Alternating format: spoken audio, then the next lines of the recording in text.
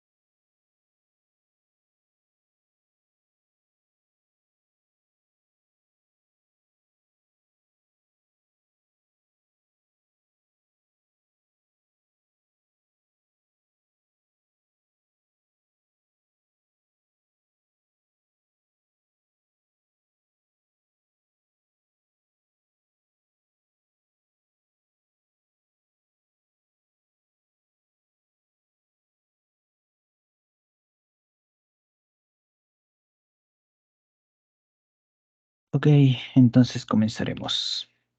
Veamos. Tema de la semana número 12, genética del sexo. Y esto hace referencia sobre todo a la herencia de los caracteres, ya que genética trata de eso, ¿no? De cómo se heredan las características de progenitores a hijos, basados en el sexo, es decir, varón o mujer, si hablamos de personas, en todo caso también se habla de animales, femenino, masculino. Acá no vamos a tocar el tema de plantas, obviamente, porque no hay un sexo determinado para las plantas.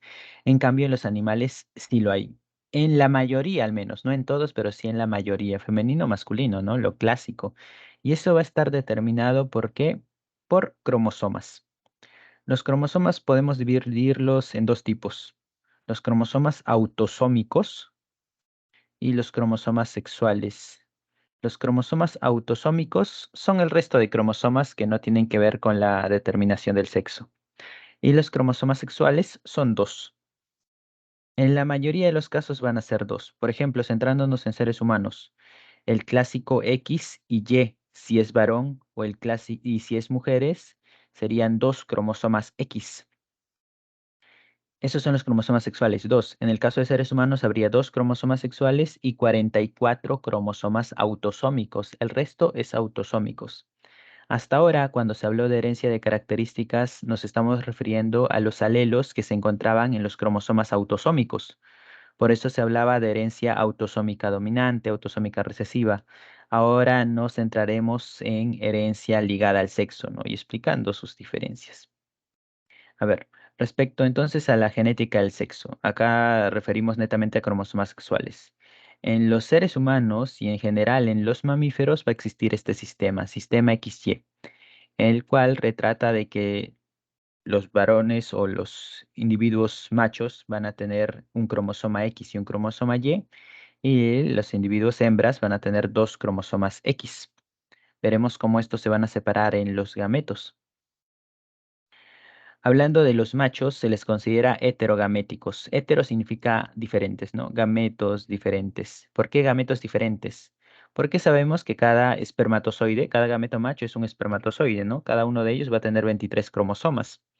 Responsabilidad de la meiosis. ¿Y qué pasa con los cromosomas sexuales? En el caso de varones tenemos 23 pares, ¿no? Pero un par de cromosomas va a estar conformado por el cromosoma X y por el cromosoma Y. y en la meiosis eso se va a dividir. Es así que los espermatozoides que se van a formar, va a haber espermatozoides que tengan cromosoma X y otros espermatozoides que tengan cromosoma Y. Como son cromosomas diferentes, por eso se les considera a los machos heterogaméticos. Bien, forman dos tipos de espermatozoides. Y en cuanto a las hembras, en las hembras no va a haber dos tipos diferentes, solamente porque tienen dos cromosomas X. Entonces, meiosis, X y X se dividen, es así que los óvulos siempre van a tener un cromosoma X, siempre. Por eso a las hembras se les considera homogaméticas.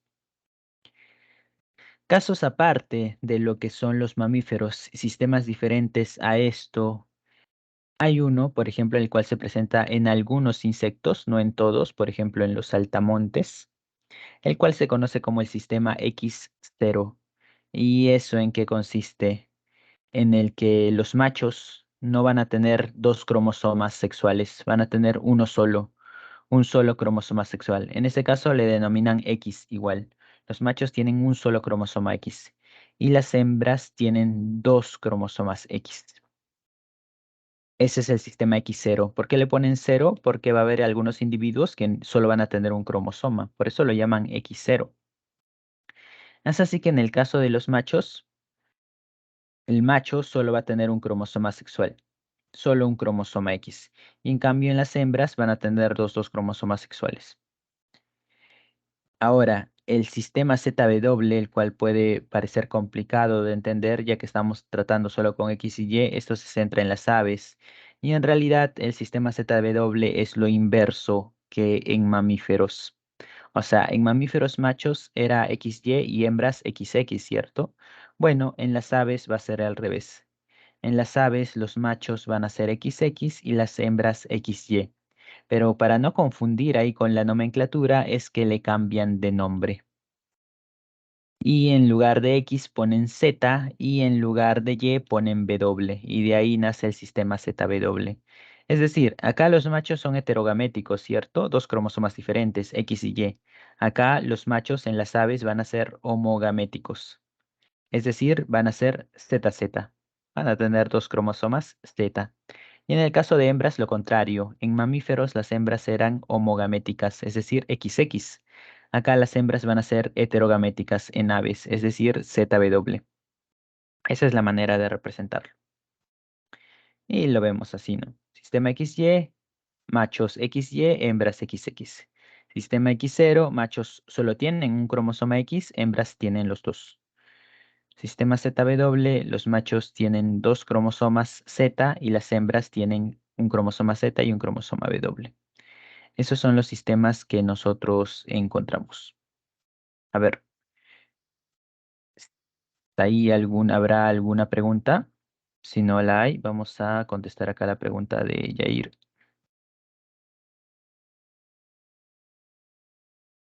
Cuando una madre durante el embarazo no consume ácido fólico, el feto en formación puede presentar diversas patologías en el sistema nervioso. Por ejemplo, la anencefalia, una alteración en donde la parte superior del tubo neural no se cierra completamente. ¿Qué dilatación del tubo neural se verá más afectada? Y acá ya te están hablando sobre la formación del sistema nervioso. Y recordemos, tenemos en esta parte, ¿no? Anencefalia, una alteración en donde la parte superior del tubo neural, tronco encefálico, parte superior, bulbo raquídeo, ahí de qué estaríamos hablando. Para eso tendríamos que ir a nuestras diapositivas. Vamos a ponerlo acá para explicarlo mejor. Creo que es la 8, la nueve es la 10, esa es la 9.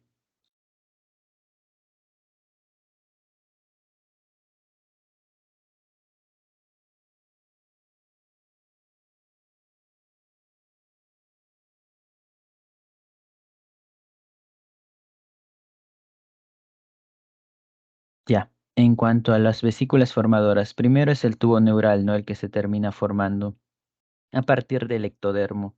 Y acá te habla de no consume ácido fólico, el feto en formación puede presentar diversas patologías en el sistema nervioso. Ok, por ejemplo, la anencefalia. Y eso trata directamente en lo que es el encéfalo. Es una alteración en donde la parte superior del tubo neural no se cierra completamente. Y la parte superior del tubo neural hace referencia a lo que sería esto de acá, esta zona conocida como prosencéfalo, la cual precisamente tiene que cerrarse, inicialmente está abierta, y tiene que cerrarse para formar lo que es el cerebro y lo que es el tálamo. Bueno, en este caso la anencefalia se centra sobre todo en el cerebro, ¿no? Y es que el ácido fólico se centra en el desarrollo cerebral. Y entre esas vesículas, bueno, podría ser el telencéfalo, ya que luego de dividirse se centra en el cerebro, pero en este caso hablaría de lo que es el prosencéfalo. ¿Por qué prosencéfalo? Porque te habla de la parte superior del tubo neural, lo que al inicio se termina formando, ¿no? Primero ectodermo, luego una especie de conducto, lo cual es el tubo neural, todo esto es el tubo neural, y luego se empiezan a formar pequeñas dilataciones. Y entre ellas la parte superior es el prosencéfalo, de que se va a encargar después de la formación del cerebro. En ese caso, la respuesta sería prosencéfalo. A ver, si el insecto es X0 y se reproduce con otra XX, entonces todas las crías serán hembras. Vamos a plantearlo eso en una diapositiva.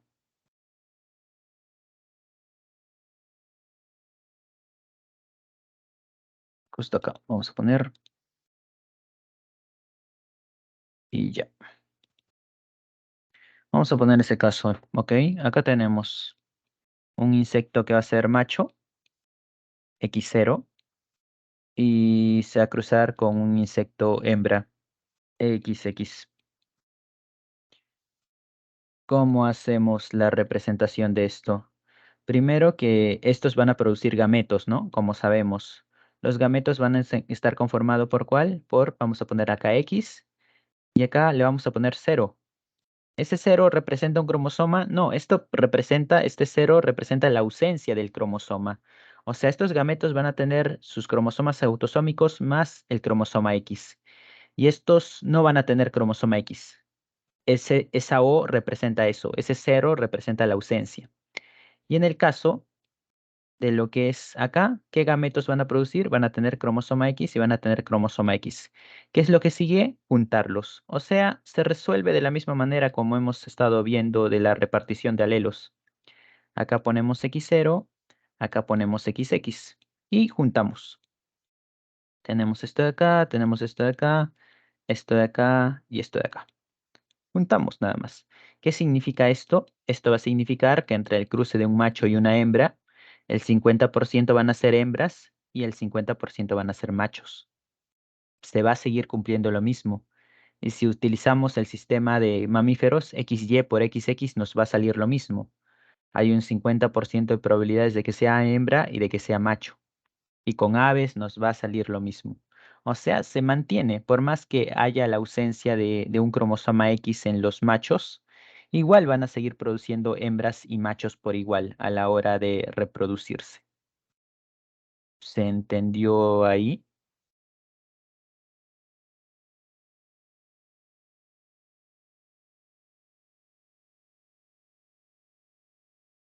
Espero que sí. Continuamos con lo de acá. Bueno, estos son los sistemas entonces. XY clásico, ¿no? XX, XY mamíferos. En aves es inversa, solo que para no confundirlos le cambiaron las letras y le pusieron ZZ para hembras, ZW para, perdón, ZZ para machos, ZW para que son los hembras. Acá en mamíferos a los machos se le dice heterogaméticos porque tienen cromosomas sexuales diferentes y a las hembras homogaméticas. En aves es lo opuesto. A las hembras, ¿cómo se les considera? A las hembras se les considera heterogaméticas y a los machos homogaméticos. Bien, en el caso de insectos, igual.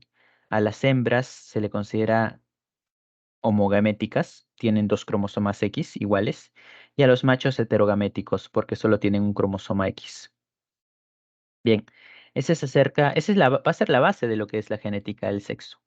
Pero ¿de dónde nace esto? Hay un poco de historia a partir de ello, igual a lo que había con las leyes de la herencia y respecto a Mendel. Bueno, acá hay una persona importante también, la cual se llamaba Thomas Morgan.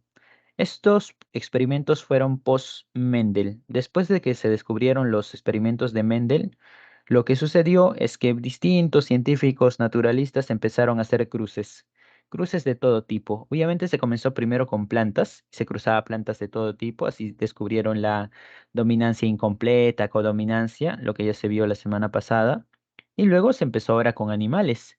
Y sí, seguía existiendo lo que es la dominancia completa de Mendel, incompleta, etcétera, hasta que Morgan, al realizar cruces con moscas en realidad, pero no cualquier mosca, sino moscas denominadas moscas de la fruta, que actualmente son muy utilizadas en los laboratorios de genética sobre todo. ¿Por qué las moscas de la fruta son útiles? Porque tienen características bastante marcadas y que facilita diferenciarlas. Además que son muy manejables, son muy distintas, por más que sean moscas, a las moscas a las cuales estamos acostumbrados a ver, ¿no? Estas se te escapan rápido, estas no, estas son más manipulables. Entonces lo que hacía Thomas Morgan era realizar cruces, ahora con entre moscas, para ver qué es lo que salía, ¿no? Igual, casi básicamente lo mismo que Mendel, una mosca con una determinada característica que podía ser dominante, con otra mosca de una característica distinta, que podría ser recesiva, realizaba el cruce y evaluaba a los hijos. Por ejemplo, en este caso, una mosca con ojos blancos y una mosca con ojos rojos. Realizaba el cruce y evaluaba cómo salían los hijos. Y al hacer eso, se dio cuenta que había una diferencia, que cuando la hembra tenía ojos blancos y lo cruzaba con un macho de ojos rojos, por ejemplo, te salía que todos los machos eran de ojos blancos y todas las hembras eran de ojos rojos.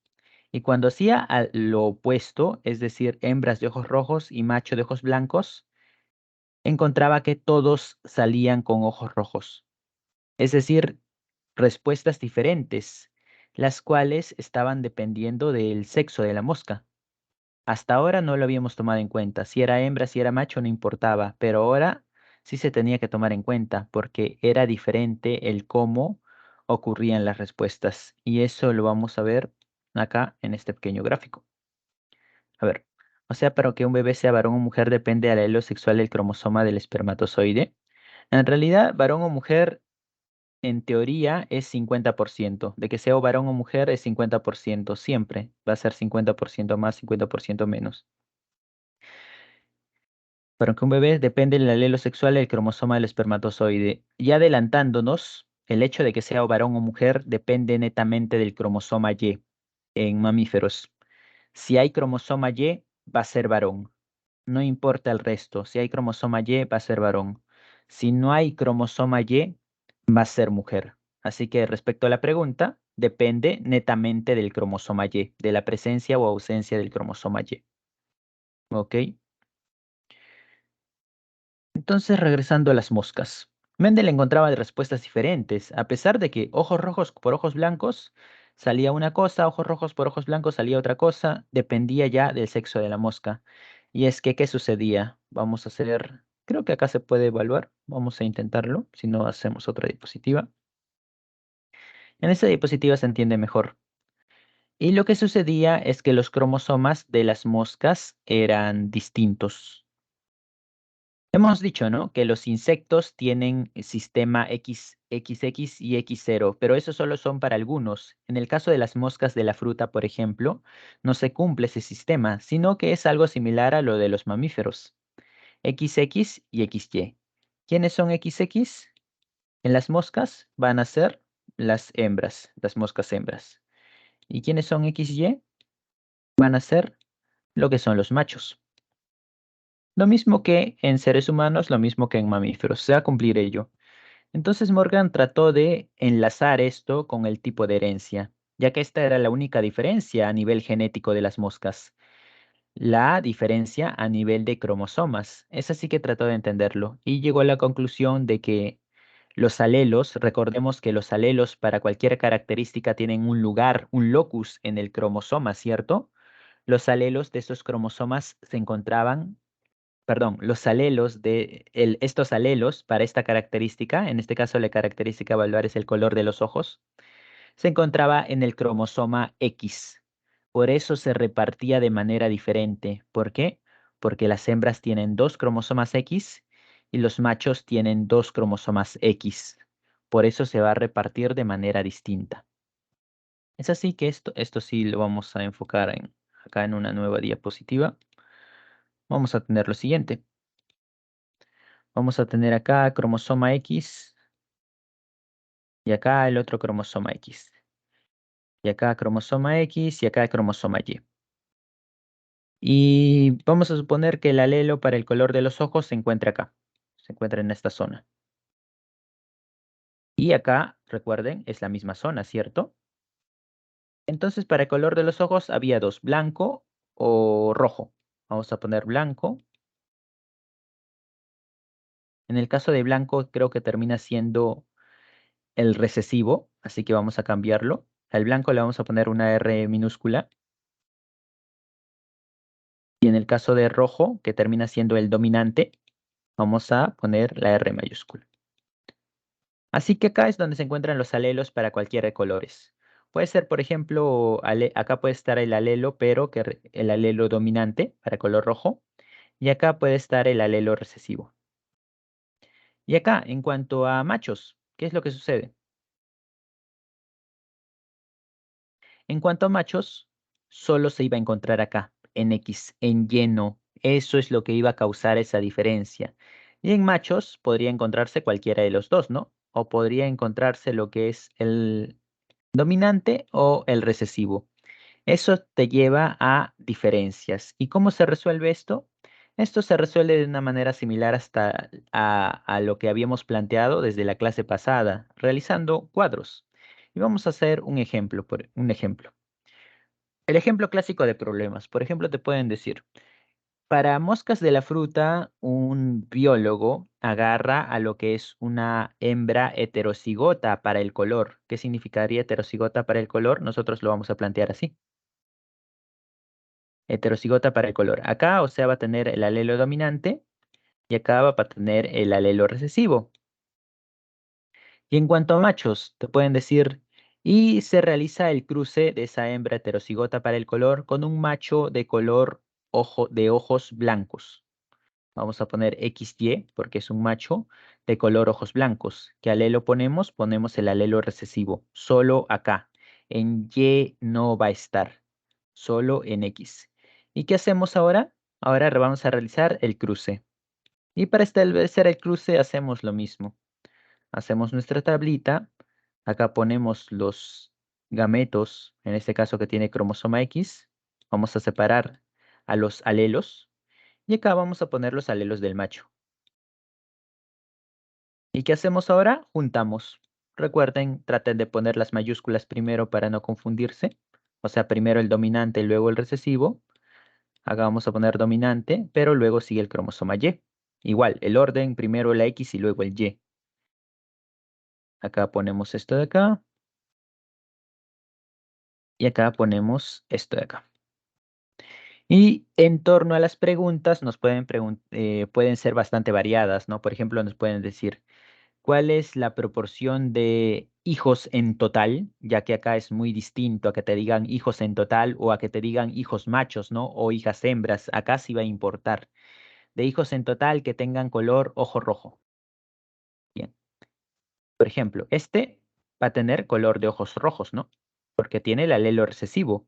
Con uno es suficiente. En el caso de los machos, como acá veremos, solo va a tener dos posibilidades. O tiene o no tiene el carácter. En este caso, ojo rojo u ojo blanco. No hay tercera.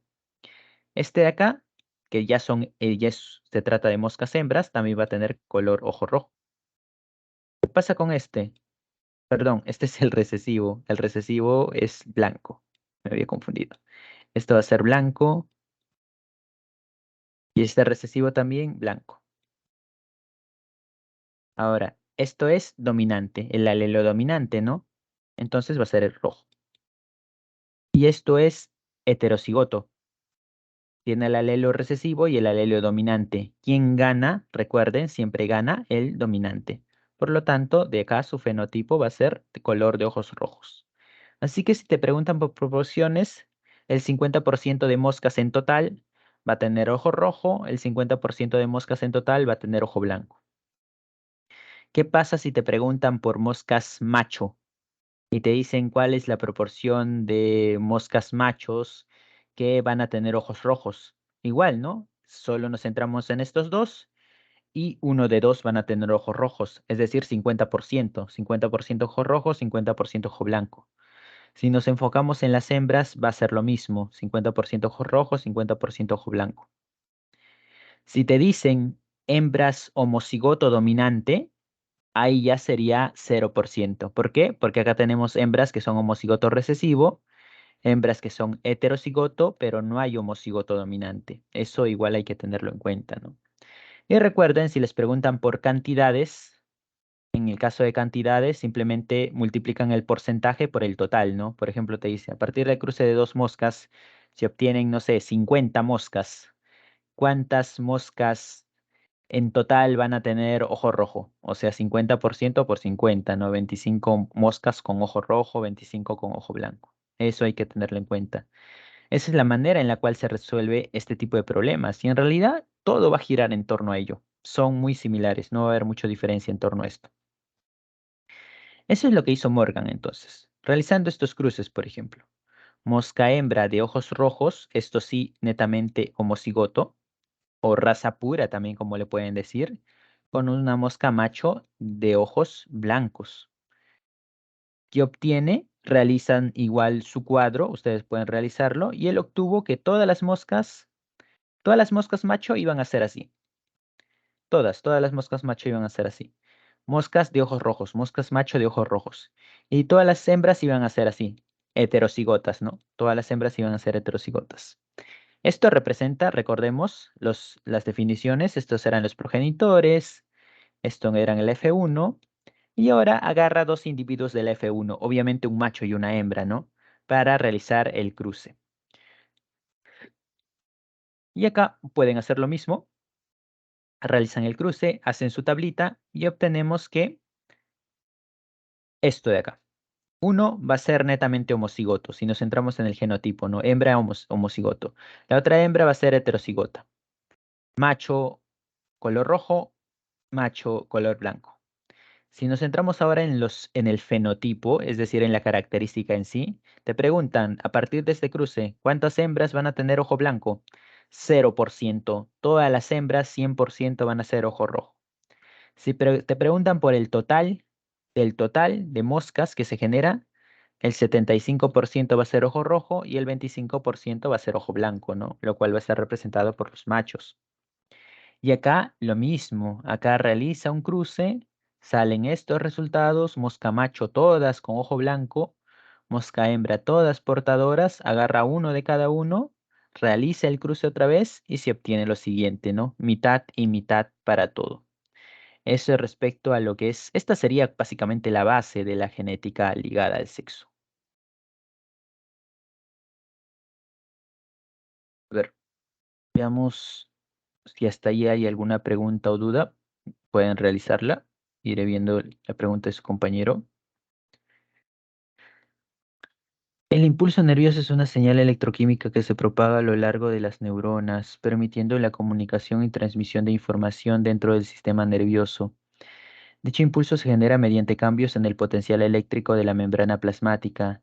¿Cuál de los siguientes enunciados es incorrecto sobre el impulso nervioso?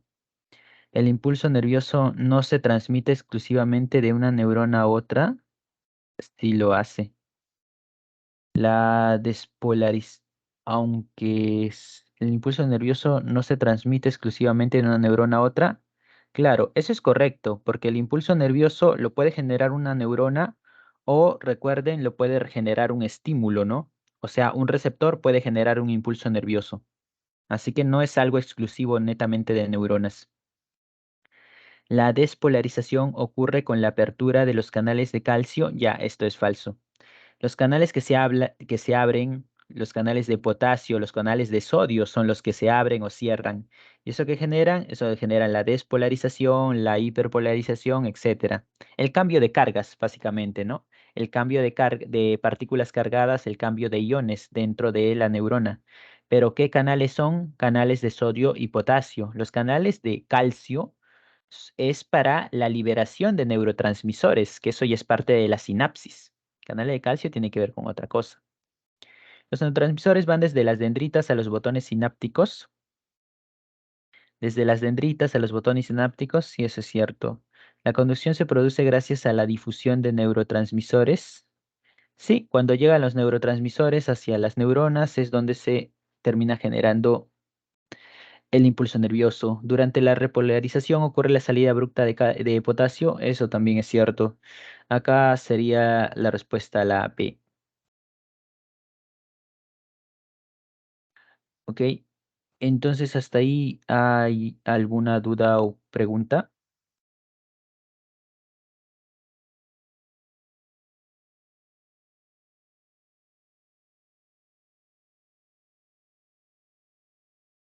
Ok, si no la hay, entonces nos vamos a tomar un minuto y hablaremos sobre la genética del sexo en humanos, algo netamente de humanos.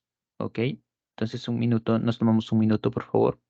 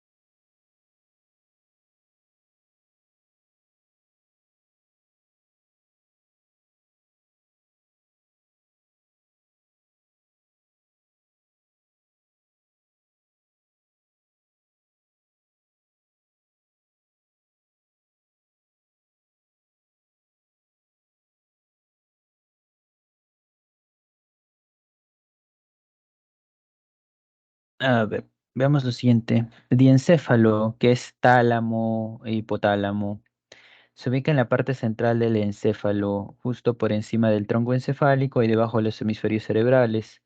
Es una región del cerebro que se encuentra entre el cerebro medio y los hemisferios cerebrales del encéfalo. ¿Cuál de las siguientes funciones no está asociada al diencéfalo? Diencéfalo, por si acaso, es tálamo e hipotálamo. Hay que asociarlos porque en realidad suenan similares, ¿no? Así que es sencillo. Regulación del ciclo sueño y vigilia. ¿De quién es? Hipotálamo, ¿cierto? Integración de la información cerebral. Eso es del tálamo. Control de la temperatura corporal. Eso es precisamente el hipotálamo. Regulación del equilibrio y la postura del cuerpo. Equilibrio, con lo que es equilibrio, también tiene que ver el hipotálamo. Pero coordinación del movimiento fino y preciso, eso es parte de lo que es el cerebelo, y el cerebelo no es parte de lo que es el diencéfalo. Coordinación de movimientos finos y precisos no está asociada a lo que es el diencéfalo. Así que ahí la respuesta es la D.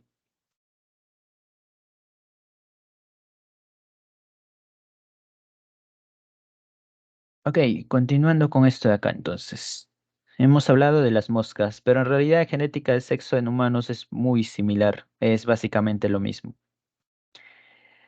Ya sabemos cuáles son los cromosomas sexuales, ¿no? X y Y. El resto de cromosomas, el resto de 44 cromosomas se denominan cromosomas autosómicos. ¿Y qué es lo que sucede? Que los cromosomas sexuales tienen regiones diferenciales entre X y Y que van a ser distintas. Cuando los alelos se encuentran en esas regiones, se denomina como herencia ligada al sexo. Y en el caso, por ejemplo, de seres humanos que encontramos, las más conocidas de todas, ¿no? El daltonismo y la hemofilia. El alelo para el gen para el daltonismo se encuentra en el cromosoma X, no en el Y. Lo mismo con la hemofilia, lo mismo con la ceguera nocturna, lo mismo con otro tipo de características. Ahora, ¿qué pasa con los alelos que se encuentran en el cromosoma Y no en el cromosoma X? ¿Cómo se heredan? En ese caso se le considera como herencia holándrica o también conocida como herencia restricta al sexo. ¿Por qué se llama restricta al sexo? Porque es algo netamente del cromosoma Y. ¿Y quiénes son los únicos que tienen el cromosoma Y? Los varones. Por eso esta herencia se restringe a varones.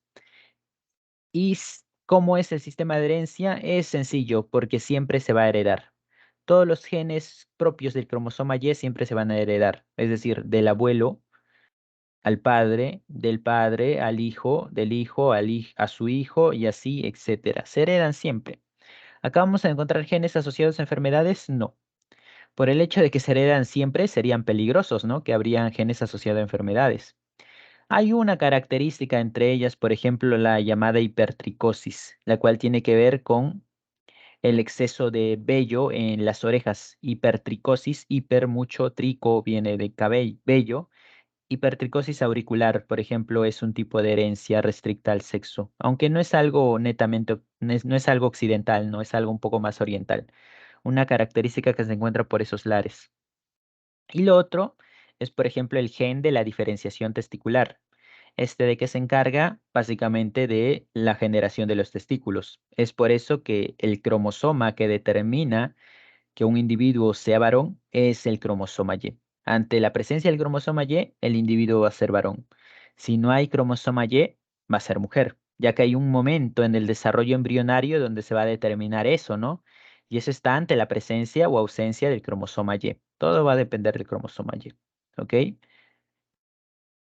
En resumen, veamos. En lo que nos enfocaré más, herencia ligada al sexo. ¿Qué significa? Los genes están en una parte propia del cromosoma X. Hemofilia, daltonismo, ceguera nocturna. Herencia restricta al sexo. Los genes o alelos están en una parte propia del cromosoma Y, algo que solo está en el cromosoma Y. Hipertricosis auricular, por ejemplo. ¿Y qué es herencia parcialmente ligada al sexo? Lo que sucede es que entre el cromosoma X y el cromosoma Y hay regiones que son similares. O sea, hasta ahora nos hemos basado en regiones diferentes, ¿no? En lo de las moscas nos basamos, estos alelos, por ejemplo, están en una región propia del cromosoma X. En cambio, hay algunos genes, hay algunas regiones del cromosoma X y Y que son similares. ¿Y eso a qué lleva? A que si ese gen está en el cromosoma X, también va a estar en el cromosoma Y. ¿Y eso cambia en algo la manera en que se va a heredar? Sí. Esto, el tipo de herencia que se maneja acá es lo mismo que en la herencia mendeliana. O sea, acá no va a importar si es cromosoma X o Y, porque se encuentra en los dos. Por eso se denomina herencia parcialmente ligada al sexo. Acá se resuelve como si fueran cromosomas autosómicos, o sea, lo que hicimos la semana pasada. Acá no importa el cromosoma sexual, porque está tanto en X como en Y. Acá sí va a importar, porque acá herencia ligada al sexo solo va a estar en X y herencia restricta al sexo solo va a estar en Y. Y por otro lado tenemos lo que es la herencia influenciada por el sexo. ¿Qué significa esto? Acá lo que sucede es lo siguiente, es que los genes están en cromosomas autosómicos, pero su expresión depende del sexo de la persona. Depende si es varón o si es mujer lo que va a pasar con los genes. Y el ejemplo más clásico de todos es la calvicie. Se sabe que la testosterona estimula la calvicie, por ejemplo, y eso lo observaremos en un momento.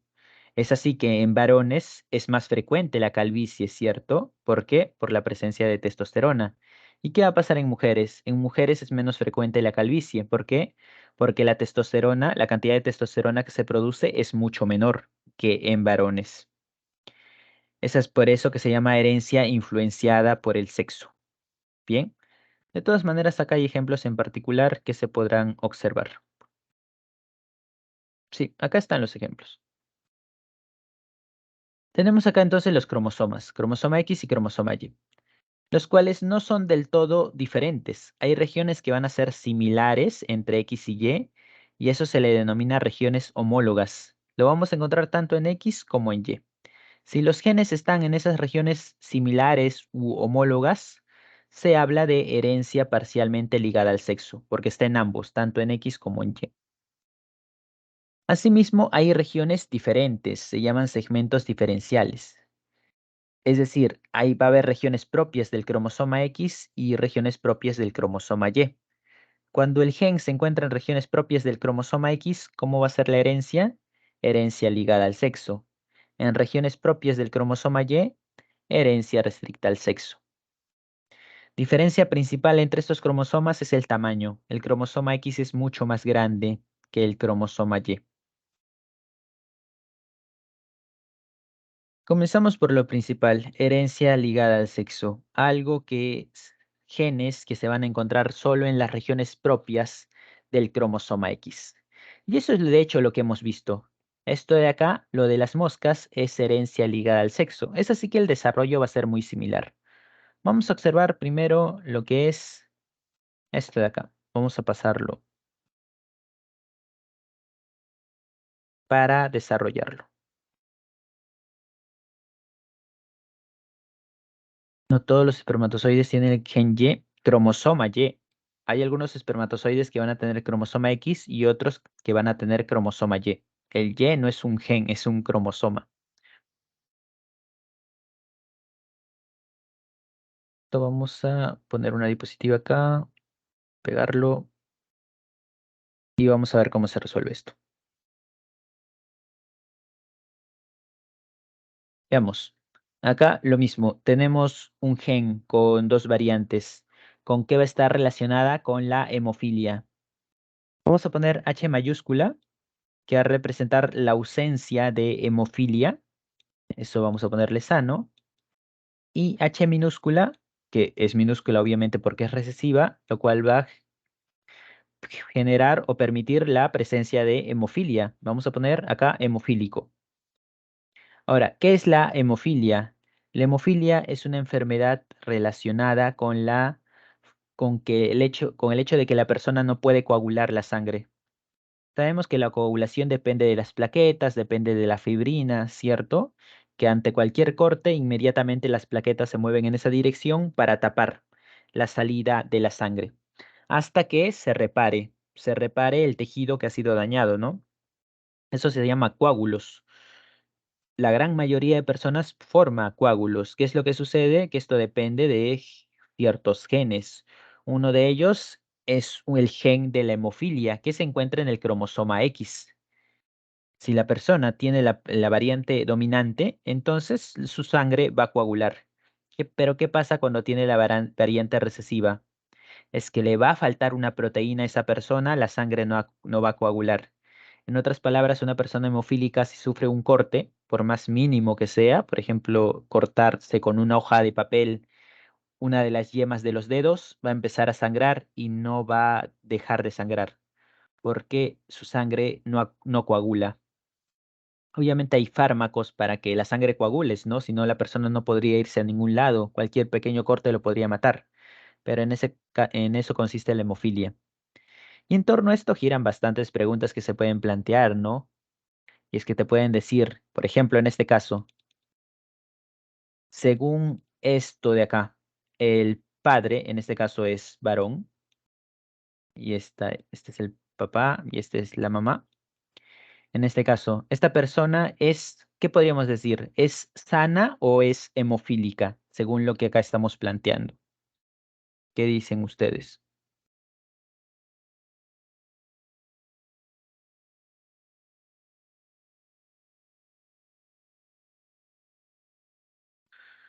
Como tiene el alelo dominante, esta persona va a ser sana. Ahora, en el caso de esta mujer va a ser sana. ¿Por qué? Porque tiene el alelo dominante. El alelo dominante gana. Va a ser sana. pero tiene ahí también un alelo recesivo. Si bien no va a tener ninguna consecuencia de la enfermedad, no va a tener ningún síntoma de hemofilia, esta persona en sus genes tiene el alelo recesivo. Eh, A esto lo conocíamos como heterocigota, ¿no? Pero en este caso va a tener un nombre adicional. A esta persona se le conoce como portadora. Portadora. ¿Por qué se llama portadora? Porque tiene el alelo de la hemofilia, lo cual puede transmitirlo a la siguiente generación. Por eso se le conoce como portadora. Es sana, pero portadora, así que tienen que asociar bien ese término. Portadora. Ahora, las preguntas giran en torno a ello, ¿no? En el caso de varones, o son sanos o son enfermos con la hemofilia, ¿no? O sanos o hemofílicos. No hay una tercera distinción, sanos o hemofílicos. En el caso de mujeres ya la cosa cambia, porque las mujeres en ese caso pueden ser hemofílicas, sí. ¿Cómo podrían ser hemofílicas? Solo cuando tienen los dos alelos de la hemofilia. Solo ahí podrían ser hemofílicas. ¿Qué pasa cuando tiene un alelo, solo un alelo de la hemofilia? Con eso no es suficiente, así que es sana, ¿cierto? Como acá. Pero a esto se le conoce como portadora. Ahora, cuando tiene lo que es los dos alelos dominantes, sí, ahí es totalmente sana, ¿cierto? Entonces, la pregunta podría ser la siguiente. Entre un padre, entre una persona, un varón que es sano para la hemofilia, quiere tener hijos con una mujer que es portadora para la hemofilia, ¿cuál es la probabilidad de que sus hijos sean hemofílicos? Así suelen ser las preguntas. Y a partir de eso realizamos el cruce. ¿Cómo? De la siguiente manera. Acá vamos a poner, sabemos, separamos a los cromosomas. Vamos a ponerlo del varón, vamos a ponerlo de la mujer. ¿Y qué hacemos ahora? Juntamos. Juntamos acá, juntamos acá. Juntamos, ajá, juntamos. Estos son los resultados. Como les digo, en caso a lo que es personas, se habla siempre de probabilidades, ¿no? ¿Cuál es la probabilidad de que su hijo sea tal? Puede ser primero, segundo, tercer hijo, no importa, siempre se resuelve de la misma manera. Entonces, evaluemos esto. Estas son las mujeres, ¿no? ¿Qué pasa con las hijas mujeres de estas personas que podrían tener hijas mujeres? En el caso de las hijas mujeres, el 100% va a ser sanas. 100% de mujeres van a ser sanas, todas, absolutamente todas. Pueden tener 10 hijas, todas van a ser sanas. Algunas totalmente sanas, algunas portadoras, pero ninguna expresa algún carácter de la hemofilia. Ahora, ¿qué pasa con los varones? En el caso de varones, vamos a tener que 50% van a ser sanos y en el caso de 50% van a ser hemofílicos. Entonces te pueden preguntar, cuando para un varón sano para la hemofilia se casa con una mujer portadora, ¿cuál es la probabilidad de que tengan un hijo varón hemofílico? Sería 50%, ¿cierto? ¿Cuál es la probabilidad de que tengan una hija hemofílica? Sería 0%, porque todas se van a ser sanas. Así es como se resuelve este tipo de problemas. Bien.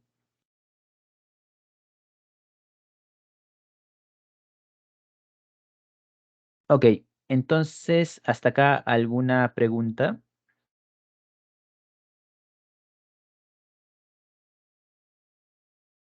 Esto de acá es básicamente lo mismo, solo le cambian los genotipos.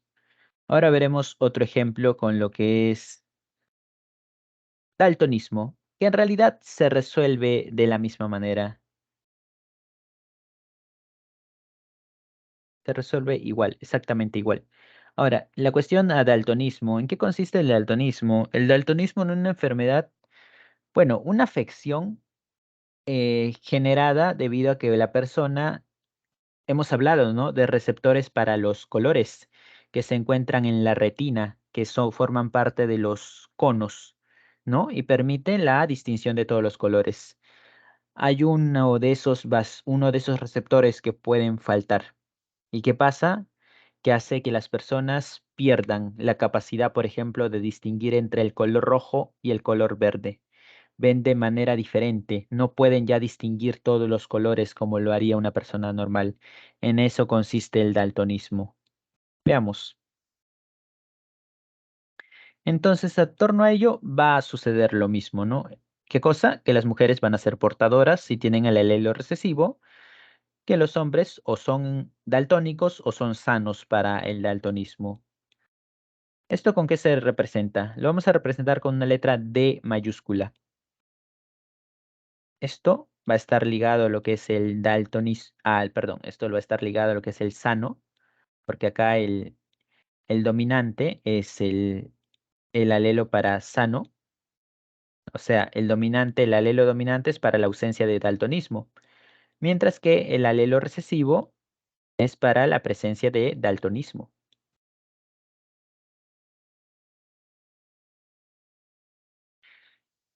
Entonces la pregunta clásica, ¿no? Te pueden decir, una mujer portadora para el daltonismo quiere tener un hijo con un hombre daltónico. ¿Cuál es la probabilidad de que sus hijos tengan daltonismo? Realizamos entonces, primero que se hace acá, construir los genotipos. Una mujer portadora, o sea, va a tener un alelo dominante, va a tener un alelo recesivo. Ojo, las portadoras no expresan la enfermedad, solo tienen el alelo ahí y pueden pasarlo a la siguiente generación. Por eso se le llama portadoras. En cuanto a lo que es el hombre daltónico, ¿cómo sería? Tiene el alelo del daltonismo y como es varón va a ser Y. Bien, realizamos el cruce. ¿Cómo? Lo mismo, el cuadro de 2 por 2. Ponemos así, por el caso de las mujeres, acá ponemos a los varones y juntamos. ¿Qué vamos a tener? Esto de acá, vamos a tener acá esto, acá esto y acá esto. Entonces nosotros vamos a colocar la respuesta acá para que se vea mejor. Acá vamos a poner a las mujeres. Una parte va a ser portadora, pero no expresa la enfermedad, ¿cierto? Otra parte, sin embargo, va a ser daltónica en cuanto a mujeres. O sea, si te preguntan netamente de mujeres, 50% sanas, 50% daltónicas. Ahora, ¿qué pasa en varones? Una parte va a ser sano y una parte va a ser daltónico. Si te preguntan netamente de hijos varones, 50% sano, 50% daltónico. Ahora, ¿qué pasa si te preguntan en general? De hijos en general, tanto varones y como mujeres.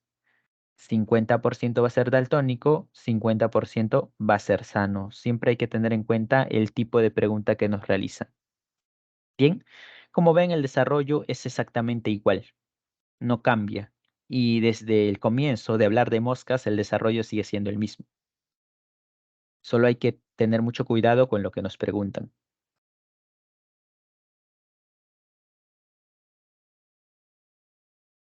Mezclo tomando en cuenta un hombre daltónico. Veamos. Sí, en este caso el hombre es daltónico. Hombre daltónico, mujer portadora. Veamos acá. Juan está estudiando el curso de genética, un fármaco que impide la formación del mitótico. ¿En qué etapa de la mitosis tendrá mayor efecto dicho fármaco? Plantea que los alumnos elaboren cariotipos, por lo que ha pedido colchicina, un fármaco. Esto es en la metafase. En la metafase es donde se desarrolla todo el máximo. La colchicina es algo que se usa para visualizar cromosomas, ya que necesitas deshacerte del uso acromático. Y eso hace la colchicina, ¿no? Elimina totalmente el uso acromático, uso mitótico es lo mismo. ¿En qué etapa de la mitosis tendrá mayor efecto dicho fármaco? En la metafase. Ahí es donde se cansa el desarrollo máximo. ¿El desarrollo máximo de qué? De los cromosomas, ya que lo que interesa acá es ver a los cromosomas. Siempre en citogenética se centra en qué? En los cromosomas. ¿Y dónde se visualizan, estudian mejor los cromosomas? En la metafase. Continuemos con esto. A ver, entonces esta herencia es la herencia ligada al sexo, ¿no? Basándose solamente en X. Y es la que deben practicar un poco, ¿no? Como ven, no es tan complicado, a diferencia de Mendel cuando hablamos de dos caracteres, y ahí sí se podía complicar un poco. En lo que es restricto al sexo, lo único que tienen que recordar es que es algo propio del cromosoma y el cromosoma Y siempre lo va a heredar. Todos los varones tienen el cromosoma Y del padre, de manera muy similar. Y estos a su vez el cromosoma Y de su padre y así. E igual van a traspasar el cromosoma Y a sus hijos. Tienen prácticamente el mismo cromosoma Y. Es así que la herencia va a ser netamente de varón a varón, de padre a hijo varón y de este a su hijo varón, etcétera. Y acá no hay muchos genes por destacar, ¿no? Ya que el cromosoma Y es bastante pequeño. Entre ellos, el más destacado es la hipertricosis auricular, que como ven acá es el exceso de vello en las orejas. Y eso no es algo tampoco occidental, ¿no? Eso es algo más oriental. O sea, los genes de las personas orientales suelen tener este tipo de genes, de alelos. En el occidente no se ve mucho de eso. Finalmente pasamos a lo que es herencia influenciada por el sexo. Y acá vamos a establecerlo de la siguiente manera. Vamos a copiar esta imagen. Y acá vamos a ver que de dónde se sujeta el uso cromático de una proteína llamada cinetocoro en los cromosomas, ¿no? El uso cromático sale de los centrosomas y tiene que llegar al cinetocoro de los cromosomas.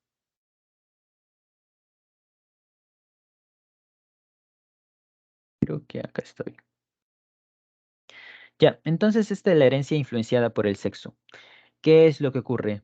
Los alelos para estos genes no van a estar en cromosomas sexuales, ni en X ni en Y, están en cromosomas autosómicos.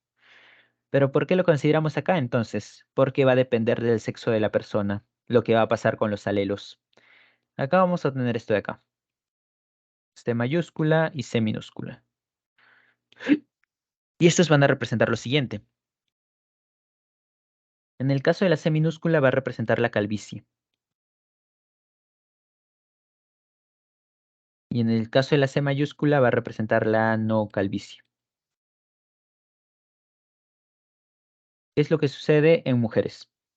Tenemos esto de acá, ¿no? Uno que es homocigoto dominante, no hay calvicie. Otro lo que es el caso de heterocigoto,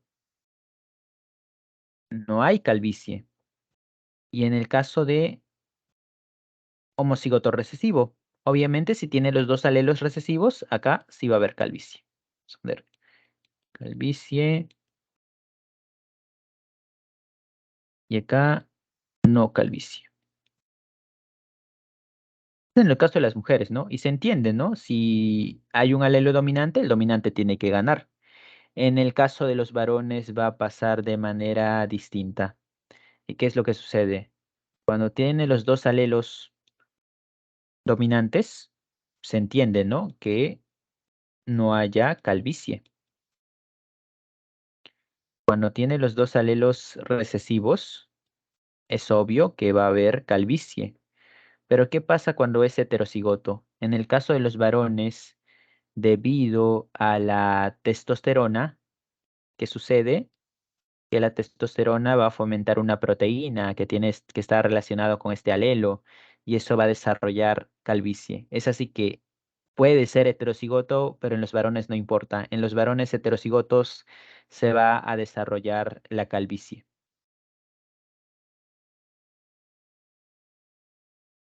Y ese es el caso particular, ¿no?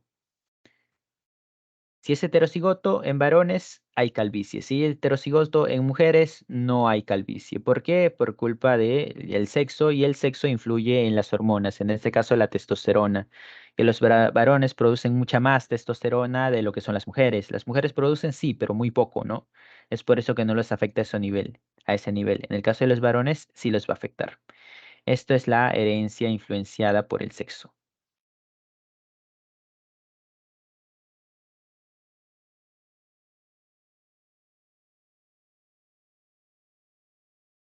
A ver, continuando con esto, mutaciones. Mutaciones, seguramente has escuchado el término mutante, pero en el caso de mutación, cuando se habla de mutación genética o mutación cromosómica, se refiere a cambios. Una mutación es un cambio. Mutación genética es un cambio a nivel de nucleótidos en los genes. Y un cambio en los genes puede llevar al cambio de una proteína, al cambio de una característica, ¿no? Y las mutaciones son las que desarrollaron características tan distintas, por ejemplo, en el caso de los organismos en general, como puede ser color de ojos bastante extraños, ¿no? Que seguramente han visto, color de ojos que no son habituales. Los habituales son claros y marrones, ¿no? Pero hay colores de ojos a veces bastante extraños. Bueno, eso suele ser producto por mutaciones. ¿Y cuál es la causa? A veces es el azar la causa de las mutaciones. Y es que nucleótido se tiene que replicar y replicar y replicar y en teoría debe ser igual las replicaciones. Como hemos visto en mitosis, el ADN tiene que replicarse de manera idéntica, pero no siempre pasa eso y eso es lo que genera las mutaciones genéticas. Ahora, a lo que se refiere con mutaciones cromosómicas, hace referencia al cambio de a nivel de cromosomas. ¿A nivel en qué sentido? Bueno, lo que nosotros veremos es un cambio a nivel de número de cromosomas, presencia o ausencia de cromosomas, que es lo habitual que las personas tengan 46 cromosomas, pero con todos no va a pasar ello. Va a haber personas con 45 cromosomas, con 47 cromosomas y veremos las diferencias. ¿A qué se debe ese cambio de números? Esto es por errores a nivel de la meiosis. Y es que recordemos que la meiosis se encarga, ¿no? De que la cantidad de cromosomas se divida mitad, mitad, 23 y 23, y cada uno se vaya ya a cada gameto. Ahora, ¿qué pasa si hay un error a ese nivel? Y un cromosoma no engancha, por ejemplo. Eso va a hacer que se divida en 22 y 24, y ahí es donde se generan los problemas, ¿no? Generando cambios, personas con cromosomas diferentes. Como veremos acá, por ejemplo. Vamos a tener lo siguiente. Creo que acá no lo señala. No, no lo señala. Vamos a ponerlo acá.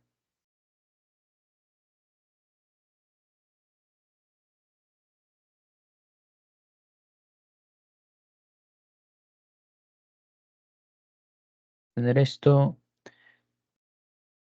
A ver, vamos a poner acá esta célula, que es la espermatogonia. Tiene 46, ¿no? 46XY, vamos a suponer. Entonces, ¿qué es lo habitual? Que se divida en espermatozoides, ¿cierto? En espermatozoides que sea 23, vamos a poner que sea X, y el otro que tenga 23 y que sea Y, porque los cromosomas sexuales se dividen mitad, mitad, ¿no? Eso es lo habitual. Luego se fusionan con un óvulo, vamos a poner fusiona con un óvulo X, o se fusiona con un óvulo X. Los óvulos tienen solo cromosoma X, obviamente derivan de mujeres, así que solo van a tener cromosoma X. Y así se va a generar el cigoto, ¿no? Este 46XX, que va a ser mujer, o en este caso 46XY, que va a ser varón. Es lo habitual que suceda esto.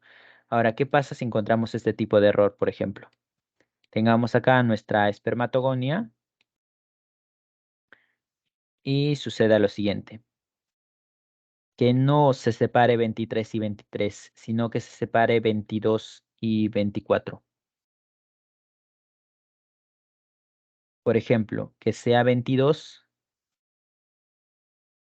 esto y que no tenga un cromosoma sexual y que esto sea 24 y que tenga ambos cromosomas juntos. O sea, la idea, principal es que X y Y son homólogos, ¿no? Por lo tanto, X y Y van a estar juntos durante la metafase 1 y X y Y tienen que separarse. Supongamos que no sucede eso, que X y Y no se separan, sino que se van juntos hacia un lado. Vamos a tener lo siguiente. Espermatozoides con 22 cromosomas sin ningún cromosoma sexual y espermatozoides con 24 cromosomas. Tienen 2 cromosomas sexuales este espermatozoide. Entonces lo vamos a juntar con un óvulo. Ver acá, óvulos. Óvulos normales. Uno que sea, por ejemplo, 23, que tenga el cromosoma X, o con el otro que sea 23 también, porque los óvulos son iguales, que sea cromosoma X. ¿Qué vamos a obtener a partir de esto? A partir de esto vamos a tener acá, no vamos a tener 45, 46, vamos a tener 45 cromosomas. Y en el caso de cromosomas sexuales, solo se tiene un cromosoma X. Ojo, este cero, al igual que en insectos, representa ausencia. Por eso acá ponemos X0. O sea, esto solo va a tener un cromosoma X. Y en el caso acá va a haber 47. 47. ¿Y esto qué sucede? Va a tener 2 cromosomas X y aparte un cromosoma Y. Y la pregunta es, ¿esto llega a nacer? Sí, llega a nacer. Por ejemplo, si se da este caso, el individuo que llega a nacer va a desarrollar síndrome de Turner. Uy, se pasó al otro lado. Síndrome de Turner. Y en este caso, el individuo que llega a nacer va a desarrollar síndrome de Klinefelter. Klinefelter.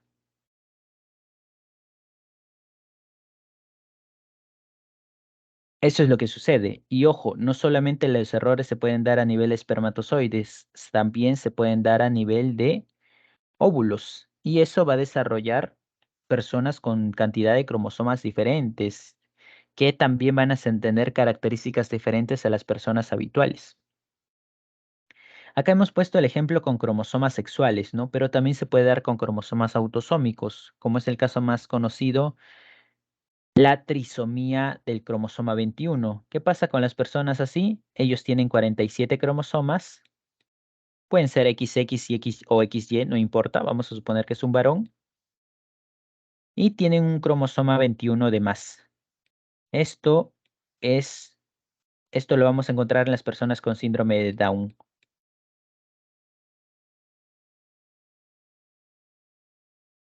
Y vemos las consecuencias, ¿cierto? No son las características similares a la de una persona normal. Hay ciertas diferencias por un cromosoma de más. Y es que hasta a la pregunta de, ¿hay un cromosoma de más? ¿Eso no es bueno? No, no es bueno, porque todo en nuestro cuerpo está regulado. Todo está hecho para que funcione así, tal cual. Si hay un cromosoma de más, ¿cuántos genes de más van a haber? ¿Cuántas cosas de más se van a producir? Y eso es lo que genera los cambios. En caso a cromosomas autosómicos, no existe persona con un cromosoma autosómico de menos. O sea, tiene a los 46 o más, pero no va a tener menos cromosomas autosómicos. Por ejemplo, que le falte el cromosoma 21, que le falte el cromosoma 2, 1, etcétera. Con cromosomas autosómicos eso no va a pasar. ¿Por qué? ¿Qué sucede si por meiosis le va a faltar un cromosoma autosómico? Eso no llega a nacer. Eso se convierte en un aborto espontáneo. No terminan haciendo. Si hay cromosomas de más, sí, pero incluso no en todos los casos. El más particular de todos es el cromosoma 21, porque es un cromosoma pequeño y es factible que la persona viva. Ahora, en la mayoría de los casos hay muchos otros síndromes con cromosomas de más y la persona puede llegar a nacer, pero muere a los meses o los síndromes ya generan consecuencias bastante devastadoras. Este es el síndrome, por decirlo, más leve. Acá una persona con síndrome de Down puede vivir 40, 50 años, hasta hijos puede tener, no necesariamente va a tener hijos con síndrome de Down. Puede hasta formar familia, puede hasta tener trabajo, ¿no? Como seguramente lo han visto en televisión. Si hay los cuidados adecuados, se puede hacer ello. Es el síndrome más leve en cuanto a autosómicos. El resto sí tiene consecuencias muy drásticas, muy graves. La mayoría de ellos forma abortos espontáneos. Nosotros nos vamos a centrar en los cambios de cromosomas a nivel de cromosomas sexuales. Y es que acá sí hay mucha variación. Esto por si acaso se llama aneuploidías. Cuando hay un cromosoma de más o un cromosoma de menos se le llama aneuploidía. Y esto podemos dividirlo en monosomías. Monosomía. ¿Qué significa monosomía? Hay un cromosoma menos. Pues acá, y no se borra. Monosomía significa que hay un cromosoma menos. O sea, la persona puede tener 45. Mientras que en el caso de trisomía, significa que hay un cromosoma más. La persona va a tener 47 cromosomas. Bien, en el caso de autosómicos, el más conocido es el 21, que va a generar el síndrome de Down. En el caso de sexuales, una persona puede tener un cromosoma X de más, puede tener un cromosoma Y de más. Por ejemplo, acá, síndrome de Turner, que es una monosomía. Le falta un cromosoma. Síndrome de Klinefelter es una trisomía. Hay un cromosoma X de más. Ahora, acá, entre las combinaciones, lo que nunca debe faltar es un cromosoma X. No existe persona sin cromosoma X. Todos por lo menos tienen que tener un cromosoma X, ya que es bastante importante. Sin cromosoma Y, sí, puede ser. Existe sin cromosoma Y. De hecho, las mujeres no tienen cromosoma Y, ¿no? De por sí no es fundamental, pero el cromosoma X sí es fundamental. Es por eso que esta persona puede sobrevivir, las que tienen síndrome de Turner. Con un cromosoma X les es suficiente. Entonces, esto sería lo que son las aneuploidías. Veamos acá. ¿Solo un cromosoma sexual? No, son dos cromosomas sexuales. De 46 tenemos 44 autosómicos y dos cromosomas sexuales como tal.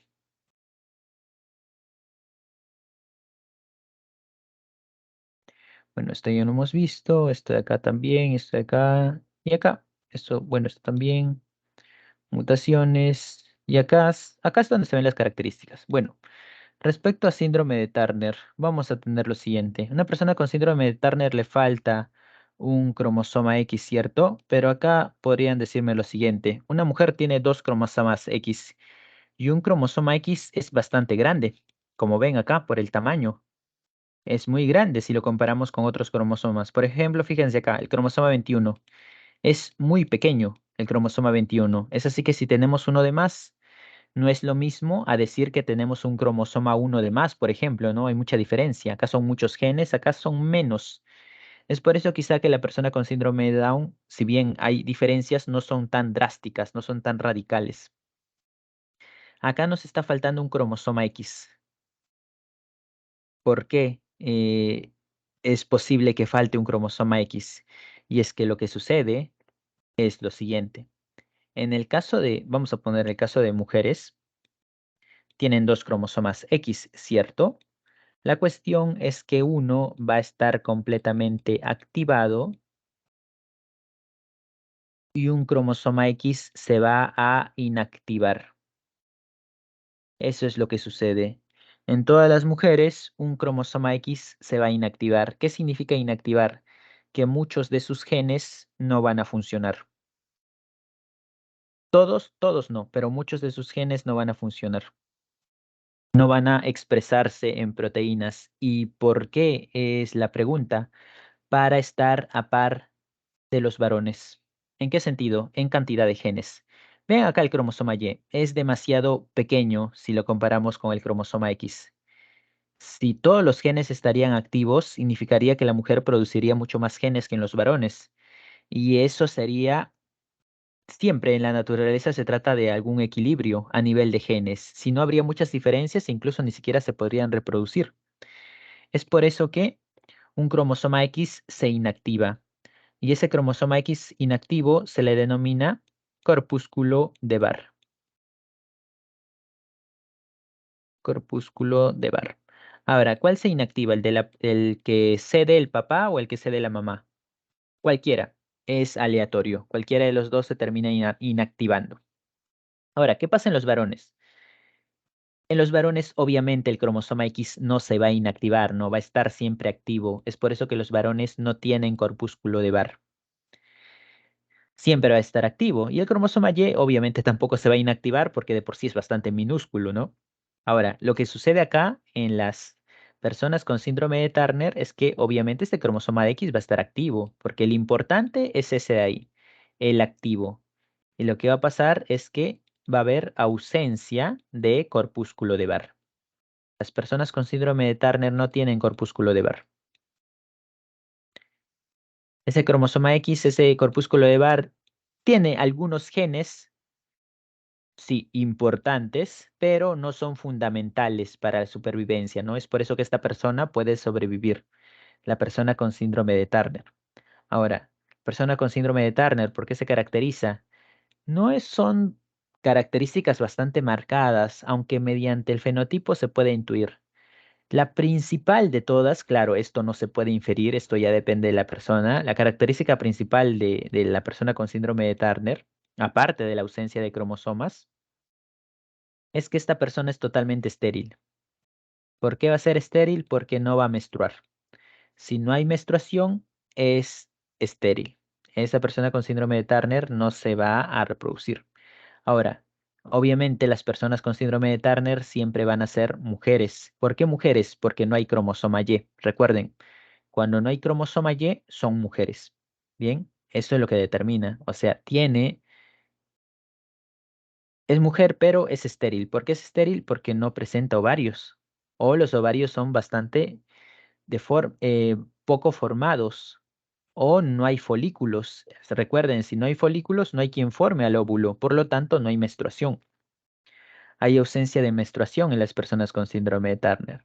Respecto a características visibles, cuello corto y ancho, tórax ancho y talla baja. Podríamos decirlo que es cuello corto, talla baja y tórax ancho, que terminan siendo las características más notables de la persona con síndrome de Turner, aunque esto no lo distingue tanto, ¿no? De una persona normal. Acá lo principal es la ausencia de menstruación, es totalmente estéril. Veamos el siguiente síndrome.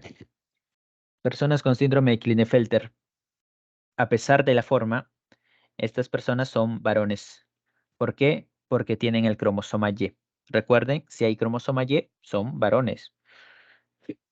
Es así que van a desarrollar testículos, pero van a estar algo atrofiados. Y como están algo atrofiados, esto va a generar, ¿qué cosa? Esterilidad. Ahora, en base a la forma, ¿por qué tiene forma de mujer? Precisamente por esto de acá. Porque sí, tiene el cromosoma X activo, que tenemos todos los varones, pero aparte de eso, tiene el corpúsculo de Barr.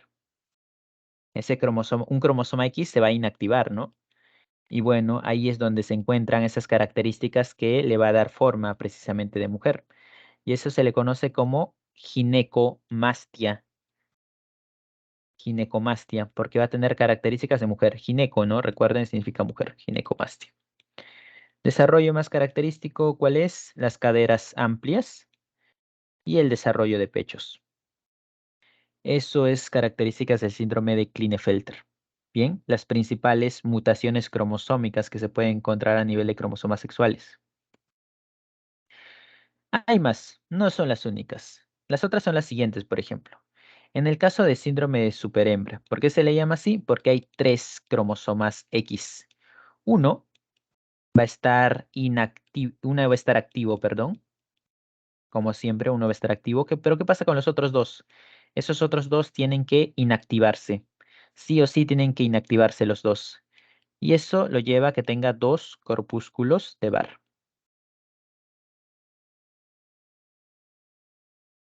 Lo extraño, o bueno, lo particular de este tipo de síndrome es que las características no son tan marcadas con lo que es el síndrome de Turner. Incluso estas personas, si vemos en la imagen, no hay una distinción muy clara con lo que son las personas con un cariotipo normal, o sea, con los 46 cromosomas. Y de hecho, incluso pueden quedar embarazadas, o sea, son fértiles, pueden tener un estilo de vida casi normal, sin ningún tipo de problema. Igual, la inteligencia normal, no hay muchas diferencias marcadas. Lo que sí hay que recordarnos es que estas personas tienen dos corpúsculos de Barr, ¿no? Por el hecho de tener tres cromosomas X, uno tiene que activarse y los otros dos no. Bien. Esto lo encontramos en los síndrome de superhembra. Y por otro lado, también existe otro síndrome denominado síndrome de supermacho también, el cual se llama así porque la persona tiene un cromosoma X, pero tiene dos cromosomas Y. Igual, como es un cromosoma Y de más, no tienen muchos genes asociados. Esta persona no es muy diferente a una persona normal y también puede llegar a ser fértil. O sea, estos dos síndromes son los que tienen menos consecuencias negativas, podríamos llamarlo así.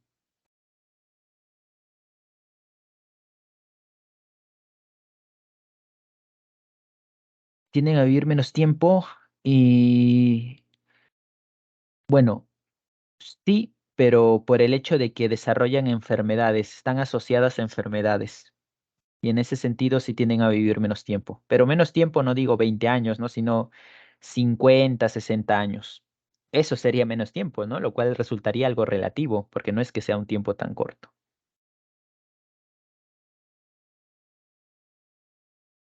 Mutaciones genéticas, cuando hay cambio de nucleótidos, mutaciones cromosómicas, cuando hay un cromosoma de más, ¿no? Esto es, por ejemplo, la trisomía del cromosoma 21, cuando hay un cromosoma 21 de más.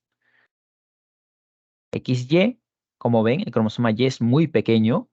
Es por eso que lleva que el cromosoma X tenga que inactivarse, al menos en gran parte, ¿no? Para que así ambos, varón y mujer, estén en igualdad de condiciones genéticas, ¿no? Síndrome de Turner le falta un cromosoma, solo tiene un cromosoma sexual. Síndrome de Klinefelter tiene tres cromosomas sexuales, dos X y uno Y. Un X tiene que inactivarse. Este individuo es un varón y esto es una mujer. Bien.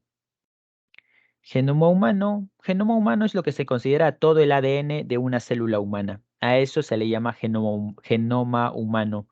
Y en los noventas hubo un proyecto en el cual se terminó develando cuáles son los nucleótidos que componen el genoma humano, ¿no?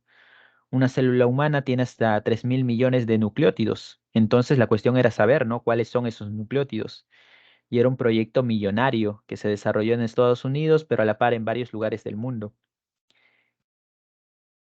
Que incluso hasta hace poco recién se terminó. Hasta el 2000 solo se alcanzó el 99%, pero había regiones bastante difíciles de saber cómo eran.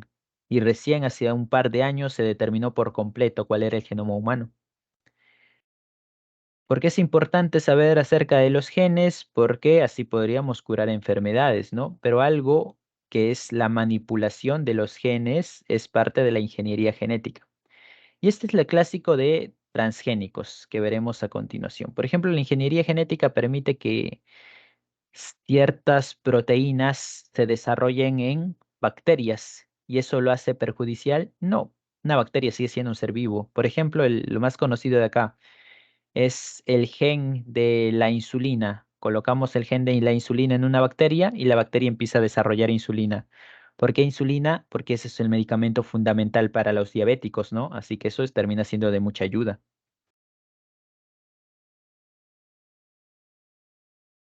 Transferencia genética, como dice la palabra, cuando se transfieren las genes. Y eso es algo que ya hemos visto. Las bacterias se transfieren genes. A eso como lo denominamos conjugación, ¿cierto? De una bacteria a otra bacteria. Eso es parte de la transferencia horizontal. Porque la transferencia vertical es de padre a hijo o de progenitor a lo que se genera, ¿no? Podríamos llamarlo así. Transferencia vertical es eso. De genes de padre a hijo es transferencia vertical. Cuando es de una bacteria, es de un ser vivo a otro ser vivo que no tienen ninguna relación, se llama transferencia horizontal. Organismos genéticamente modificados son los clásicos transgénicos, y es cuando agarramos un gen de un organismo y lo metemos en un organismo completamente diferente, como pasa con la insulina, ¿no? La insulina es algo transgénico, por ejemplo, la insulina que se inyectan los diabéticos, porque es insulina humana, pero lo producen las bacterias. Acá el caso más conocido es el de los vegetales, ¿no? En los cuales agarramos genes de otros organismos para que los vegetales lo produzcan. Por ejemplo, el caso del arroz dorado, que es un transgénico que produce vitamina A. El arroz normalmente no produce vitamina A, pero ese arroz que ha sido modificado, sí. Causando, ¿qué cosa? Mejoras. en los vegetales, mejoras en los animales, volviendo plantas más resistentes, volviendo plantas que crezcan más rápido, que sus frutos sean de mayor tamaño, etcétera, etcétera. Obviamente hay argumentos en contra y el más conocido de todos es el hecho del desconocimiento, ¿no? No saber las posibles consecuencias a largo plazo que podría generar. Ya para finalizar tenemos lo de la bioética y la bioética es lo que es las reglas éticas de las cuestiones biológicas, por ejemplo. Y esto se centra sobre todo en los experimentos que se realizan, basándose en cuatro fundamentos. Autonomía. ¿Qué significa autonomía? Respetar las opciones personales. El ejemplo más clásico de esto es lo de las vacunaciones, ¿no? La vacuna, que antes de vacunarte te daban algo llamado consentimiento informado, donde era una hojita, te decían todo en lo que consistía la vacuna y tú tenías que firmarla para así dar tu consentimiento de que realicen que te vacunen. Obviamente, si no estabas dispuesto a ello, nadie te iba a obligar. Ese es un ejemplo de principio de autonomía. Principio de beneficencia significa en buscar hacer el bien, pero sin hacer un daño, a costa de hacer un daño, por ejemplo. Podríamos decir, queremos, por ejemplo, generar una vacuna para el COVID, ¿no? Supongamos, ¿no? Una vacuna para una nueva enfermedad. Pero a costa de eso buscamos, no sé, experimentar con personas y engañarlas, etcétera. No, ahí no se estaría cumpliendo el principio de beneficencia, ¿no? Sí, el objetivo es hacer una vacuna, pero sin hacer un daño, sobre todo con personas, ¿no? Y eso es lo que regula la bioética. Principio de no maleficencia, abstenerse intencionadamente de realizar algún daño. Y es que se hacen daños en los experimentos y obviamente que sí. Sobre todo con cuáles, con los animales, ¿no? Se experimenta mucho con animales. ¿Y qué trata de hacer la bioética? Que se experimente lo menos posible. Solo lo necesario. Por ejemplo, puede ser experimento y para un trabajo y digas que necesitas 30 ratones que vas a utilizar. Y bueno, un comité de bioética te diría, ¿por qué 30? Y ellos lo evalúan y te van a decir, con 30 no es necesario, con 10 es suficiente. Y de eso trata el principio de no maleficencia, ¿no? De no causar un daño de más. Sí, quizás se termina haciendo, pero hay que reducirlo lo menos posible. Y el principio de justicia, por último, es el reparto equitativo de beneficios en el ámbito de bienestar vital, ¿no? Algo que se trata de cumplir. No siempre se cumple, pero que se trata de cumplir. Por ejemplo, el acceso a la vacuna a cargo de todos los países, ¿no? Hacia todos los países, sin distinción. Sí, las vacunas se compran, pero se trata de realizar las, la mejor manera de que todos la adquieran, sin distinción. Ya es por parte del gobierno de repartirla por partes iguales, ¿no? O sea, el gobierno las compra, pero ya depende de ellos de repartirlas para todos. Bien, estos son los cuatro principios principales de la bioética. Y si no hay alguna pregunta hasta ahí, resolveremos los ejercicios. ¿Hay alguna pregunta hasta acá?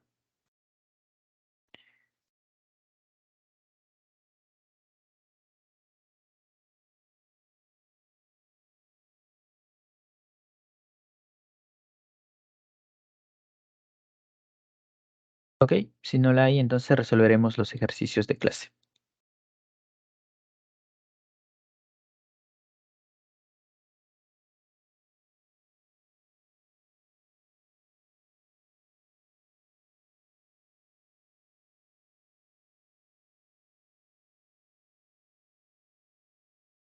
Vemos acá. Una especie de paloma presenta un alelo dominante ligada al sexo que expresa un pico grueso y alelo recesivo produce un pico delgado. Si se cruzan un macho con pico delgado y una hembra con pico grueso, ¿cuál es la probabilidad de tener como un primer descendiente a una paloma macho con pico grueso? Ya, acá tenemos que fijarnos en lo primero. Paloma, ave. En las aves se cumple lo siguiente. Acá no hay XX ni XY. En las aves es ZZ y ZW. ¿Quiénes son ZZ? Esos van a ser los machos. ¿Y quiénes son ZW? Esos van a ser las hembras. Ahora te hablan de un alelo dominante, H, ligado al sexo. O sea, va a estar ligado al cromosoma Z en este caso, ¿no? Vamos a ponerlo acá. Presta un pico grueso. Pico grueso.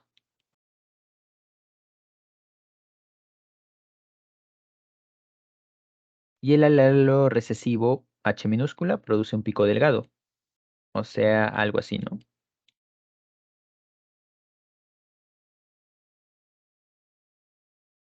Pico delgado. Se cruzan un macho con un pico delgado y una hembra con un pico grueso. Veamos, un macho, como es un macho, ZZ, ¿no? Con pico delgado. O sea, sí o sí va a tener va a tener estos dos. O sea, acá alelo recesivo y alelo recesivo. Porque si es pico delgado, tiene que tener doble alelo recesivo, ¿cierto? Se cruza un macho de pico delgado con una hembra con pico grueso. O sea, la hembra ZB doble va a tener este de acá. Así. Y hacemos nuestro cuadro.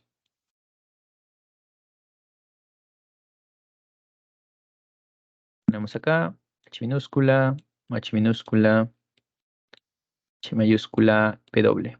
¿Qué hacemos ahora? Juntar. Mayúscula, minúscula, esto de acá. Acá tenemos esto. Acá tenemos esto. O sea, los hijos básicamente van a ser así. Todas, todos los machos, hijos, que van a ser, van a tener el pico grueso. Todos. Y luego, en cuanto a las hembras, van a ser así. O sea, todas las hembras van a tener lo que es el pico delgado.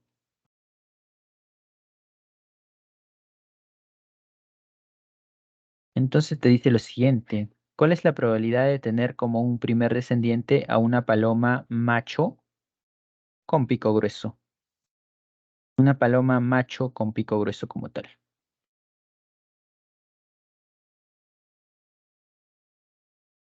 Y la respuesta sería la mitad, 30%. En el caso de los que tenemos machos con pico grueso, todos van a tener machos con pico grueso, ¿no? Ahora, ¿cuál es la probabilidad de tener como un primer descendiente una paloma macho con pico grueso? Entre todos los hijos, la mitad va a ser macho con pico grueso y la otra mitad van a ser hembras con pico delgado. Mitad y mitad, 50%. En la uno la respuesta es la A. ¿Ok? A ver, veamos la 2.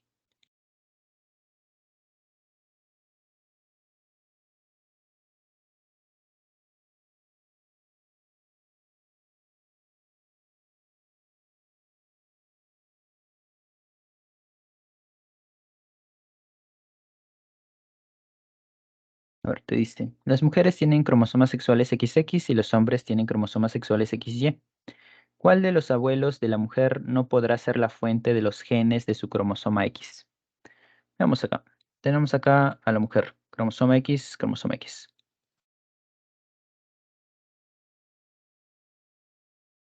Ahora, ¿qué sucede? Vamos a suponer que este cromosoma X en realidad da lo mismo, que elijamos uno u otro. Esto depende, este cromosoma X de acá, vamos a ponerle con colores para distinguirlo. Este cromosoma X viene de la madre. Vamos a poner acá X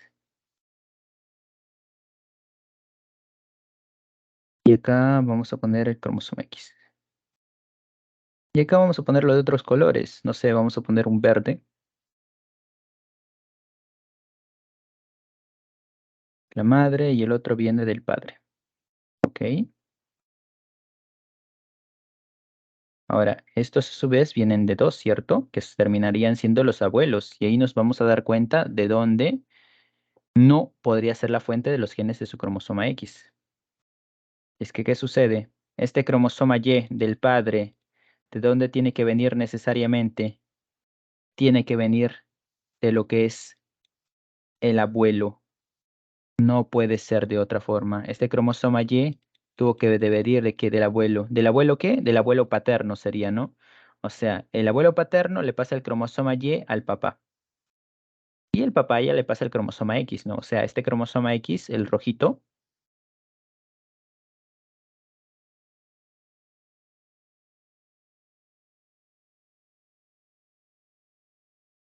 ¿qué? Acá. El cromosoma X, el rojo, de la abuela materna. O sea, el cromosoma X de la abuela materna sí puede transferirle. Y en cuanto al de la mamá no importa, puede ser el abuelo materno, el abuelo de el papá de la mamá o el mamá de o la mamá de la mamá, y cualquiera de eso pudo haberle transferido el cromosoma X. No importa, ¿no? Este cromosoma X puede ser pues, de cualquiera de los dos. El cromosoma X del papá que le transfirió a la hija solo pudo ser de la mamá. ¿Por qué? Porque necesariamente el papá tuvo que transferirle el cromosoma Y. Así que te dice, no podría ser la fuente, este de acá. El abuelo paterno de ninguna manera podía ser la fuente del cromosoma X de la hija.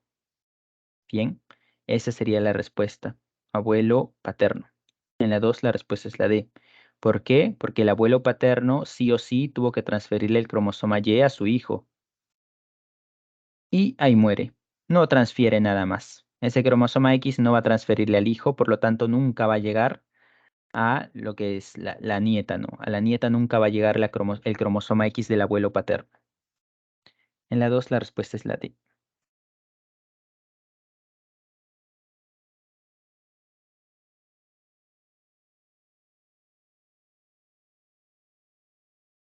Ok, veamos. 3. Durante la gestación, el desarrollo de las células gonadales para formar los testículos está controlada por la activación del gen denominado SRY. ¿En qué zona es muy probable que esté ubicado este gen? Bueno, el gen SRY es el gen de determinación testicular y eso se encuentra en el cromosoma Y. Acá hay dos opciones que nos dice cromosoma Y, ¿no? Homóloga o diferencial. El gen SRY es algo propio del cromosoma y los genes propios de los cromosomas se encuentran en las regiones diferenciales. Acá en la 3 la respuesta es la C. ¿Por qué no la A? Porque homóloga significa que está tanto en Y como en X, y eso no puede ser posible, ¿no? Es un gen que determina la generación de los testículos, solo va a estar en el cromosoma Y. En la 3 la respuesta es la C.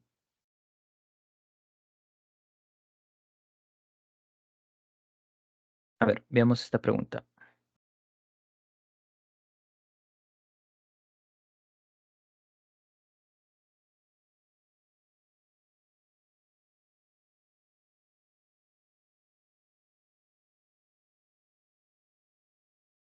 Veamos, la hemofilia es un trastorno tal, mientras que la fenilcetonuria, un trastorno de metabolismo, está determinado por un gen autosómico recesivo.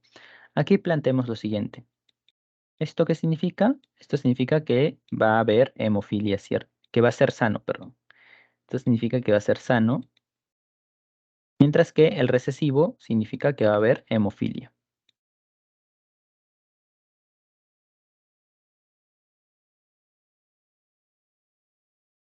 Ahora, fenilcetonuria, un trastorno del metabolismo, está determinado por un gen autosómico recesivo. Autosómico, que no tiene que ver con con los cromosomas sexuales. Por lo tanto, lo representaremos de la siguiente manera. Vamos a usar la letra A mayúscula. La A mayúscula va a significar sano para fenilcetonuria, mientras que la A minúscula va a significar que la persona tiene fenilcetonuria. Es una enfermedad. Es así que esto va a tratar sobre dos caracteres. Este caso en particular trata sobre sobre dos características, dos enfermedades, la hemofilia y la fenilcetonuria.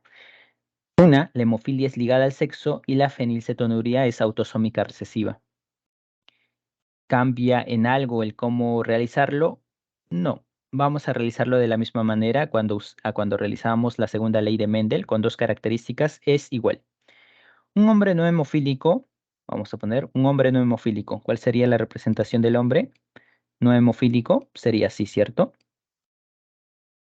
Con metabolismo normal, pero portador del gen de para fenilcetonuria. Recuerden que portador significa heterocigoto también. O sea que el hombre va a ser así. Hemofil normal para hemofílico y heterocigoto para fenilcetonuria. Este es el genotipo del hombre, del varón. Se casa con una mujer portadora para ambas enfermedades. O sea, la mujer va a ser portadora para la hemofilia, así,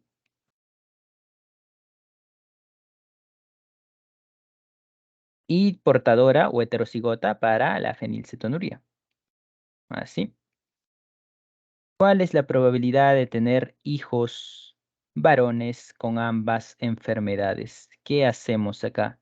Acá ya no es un cuadro de 2 por 2, acá ya es más complicado y tenemos que hacer un cuadro de 4 por 4.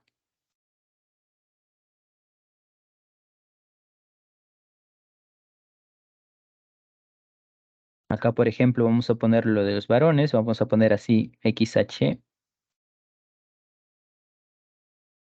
XH, y acá vamos a poner y acá vamos a poner Y. Y acá vamos a unir. ¿Unir con cuáles? Con estos de acá. Vamos a poner, por ejemplo, A mayúscula, A minúscula, A mayúscula. Uy, se movió. Ya.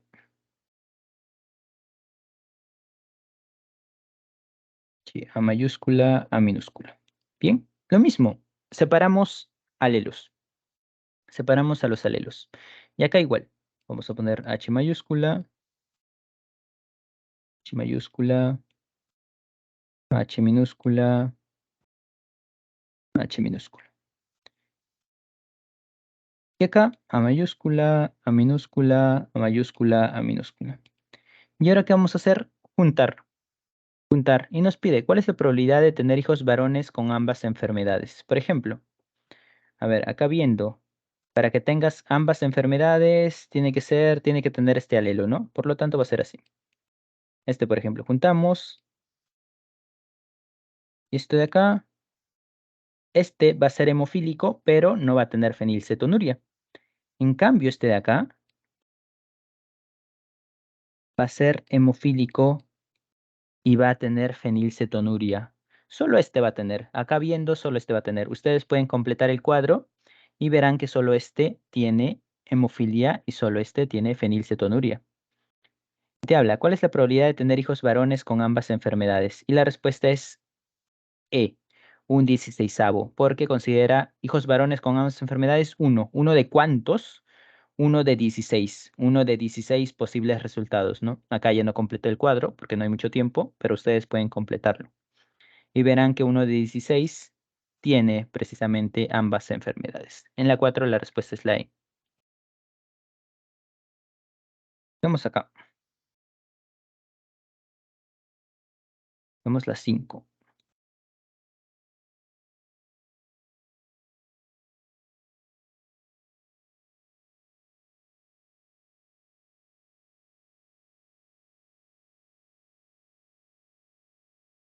Una mujer no daltónica, hija del padre no daltónico y de madre portadora, se casa con un hombre sano. ¿Qué probabilidad tendrá esta pareja de tener hijos daltónicos?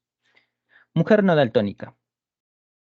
Ahora, te dice hija de padre no daltónico y de madre portadora. Se casa con un hombre sano. O sea, en el caso de la mujer no sabemos. La mujer es no daltónica, pero podría ser portadora. No sabemos si es portadora, pero nos dan un dato. ¿Cuál es? Hija de padre no daltónico. O sea, su padre va a ser así. Y de madre portadora. O sea, su madre va a ser así. Se casa con un hombre sano. En el caso de la mujer, veamos lo siguiente. Perdón, hija de padre no daltónico. Y de madre portadora. Se casa con un hombre sano. El hombre va a ser así, sano.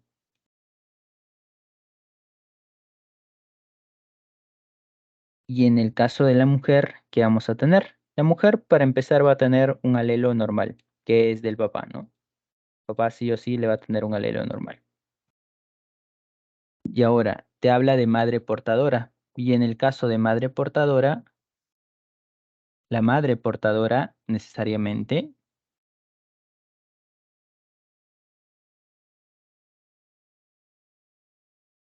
ok, esta información no te da nada. ¿Por qué? Porque la mujer o podría ser así o podría ser así. No se sabe si la mujer es homocigoto, no se sabe si la mujer es portadora. Sin embargo, si realizamos el cruce, supongamos este cruce de acá. Supongamos que la mujer es totalmente sana y se casa con un hombre sano también. Para este cruce, ningún hijo va a ser daltónico. Va a tener esto y va a tener esto de acá. Esos van a ser sus hijos. 0% de hijos daltónicos. Ahora, vamos a suponer que la mujer es portadora. O sea, sería así y sería así. ¿Qué sucede? Viendo esto, ya cambia la cuestión, ya que vamos a tener que hijas van a ser totalmente sanas, hijas que van a ser portadoras, hijos, perdón, sanos, hijos daltónicos. Acá ya hay hijos varones daltónicos, pero ¿por quién te están preguntando? Por hijas daltónicas. Y en cuanto a las hijas, son totalmente sanas. Así que no importa uno u otro caso, las hijas son totalmente sanas siempre. Acá la respuesta es la de 0%.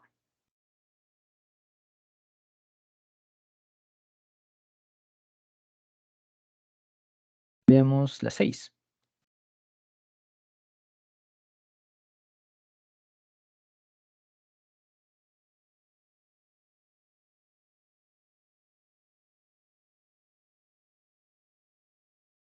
Veamos.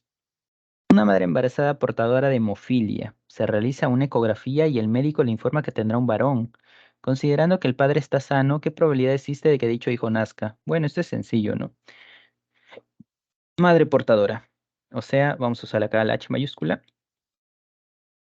Y el médico le informa que tendrá un varón. Considerando que el padre está sano, o sea, el padre sería así.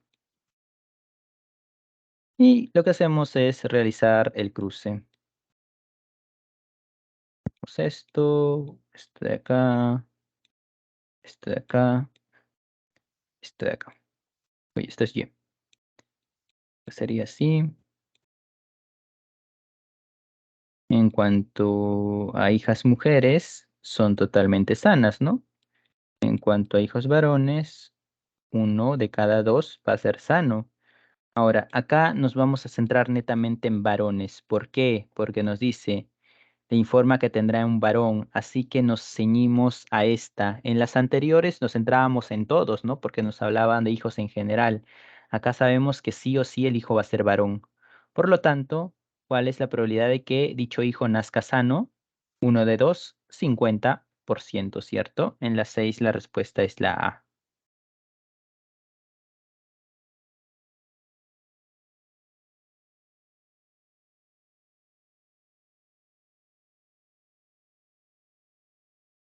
Veamos la 7.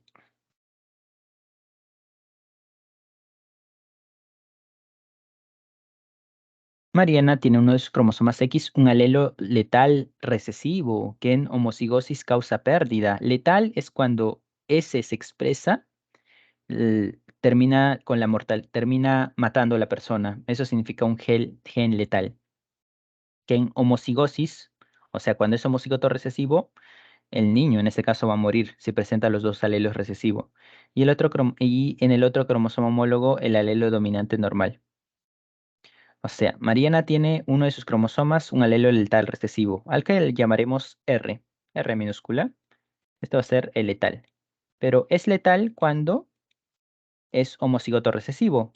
Cuando es heterocigoto o cuando es homocigoto dominante, termina siendo normal. Claro, esto se encuentra en el cromosoma X, así que se representaría de la siguiente manera.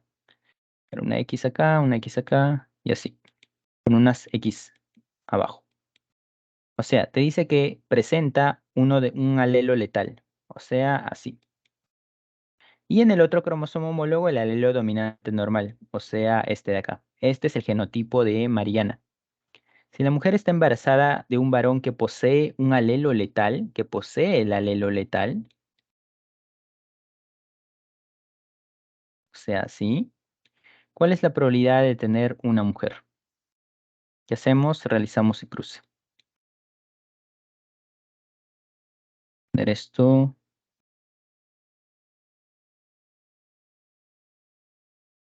poner esto de acá,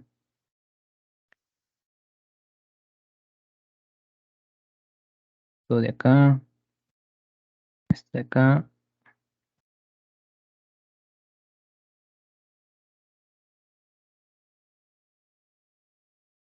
Ya. La probabilidad de tener varones es 50%. ¿Cuál es la probabilidad de tener mujeres? A este no lo vamos a contar. ¿Por qué no lo contamos? Porque este termina siendo letal. O sea, si tiene este genotipo, no va a tener hijo, no llega a nacer, termina siendo letal, va a convertirse en un aborto o algo así. Así que no solo nos centramos en estos tres. ¿Y cuál es la probabilidad si nos centramos en estos tres? Dos de tres van a ser varones, uno de tres van a ser mujeres. Es por eso que ahí la respuesta termina siendo un tercio. No consideramos a este de acá, ¿por qué? Porque esto va a significar una pérdida. Esto no va a llegar a nacer. Por eso no solo nos centramos en estos tres. Y esos tres, dos van a ser varones. Y una va a ser mujer. Y te pregunta, ¿no? ¿Cuál es la probabilidad de tener una mujer? Uno de tres. Así que hay que tener cuidado cuando nos hablan de alelos letales. Ahí hay cosas que no vamos a considerar. Cuando tienen el genotipo letal, sí o sí, no lo consideramos. En la 7 la respuesta es la A. Vayamos a la 8.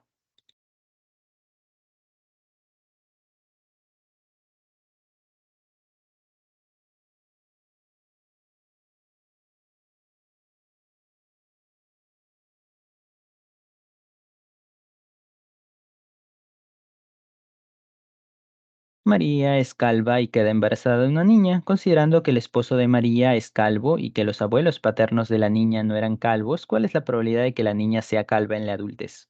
Ah, un poco complicado, ¿no? Primero veamos lo siguiente. Esto, ¿no? Esto va a significar no calvicie, no calvo, vamos a poner. Y esto va a significar calvicie. Claro, en varones y mujeres va a cambiar. Pongamos, nos dice María es calva. Para que una mujer sea calva, necesariamente tiene que ser homocigoto recesivo, sí o sí. Esto va a ser María. Considerando que el esposo de María es calvo, en cuanto al esposo no sabemos, porque para varones o puede ser homocigoto recesivo o puede ser heterocigoto, y que los abuelos paternos de la niña no eran calvos, nos centraremos entonces en los abuelos primero. O sea, bajaremos esto un poco más. Esta es María, que sí o sí tenía que ser homocigoto recesivo. Y su esposo no se sabe si es homocigoto recesivo o heterocigoto, pero nos hablan acerca de los abuelos paternos. Y a partir de ahí podemos deducir. Y que los abuelos paternos, o sea, los papás del esposo, no eran calvos, no eran calvos, por ejemplo, en el caso del esposo, si no es calvo, sí o sí tenía que ser así, ¿cierto? Y en el otro, la madre no es calvo, no sabemos, ¿no? La cuestión es la siguiente. Esta es la madre del esposo. La cuestión es la siguiente, que acá el papá del esposo no era calvo. Tiene los dos alelos dominantes. Y como sabemos, los alelos reparten los padres, ¿no? Así que uno de esos dos alelos dominantes sí o sí tuvieron que pasarle al esposo. Así que el esposo va a ser heterocigoto, sí o sí. Por el padre, el esposo es heterocigoto. Recuerden, en varones, homocigoto recesivo o heterocigoto significa calvo. Ahora, ¿qué hacemos acá? ¿Cuál es la probabilidad de que la niña sea calva en la adultez? Acá hacemos un cruce, sencillo, ¿cierto?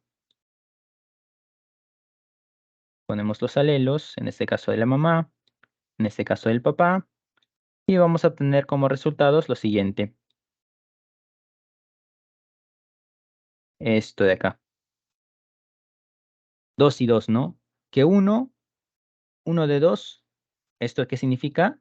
Estamos hablando de una niña, ¿cierto? Esto significa que no va a ser calva. Heterocigoto para mujeres no va a ser calva. Y homocigoto recesivo significa que sí va a ser calva, uno de 2, ¿no? Es decir, 50%. La probabilidad de que la niña sea calva termina siendo de un 50%. En la 8 la respuesta es la D.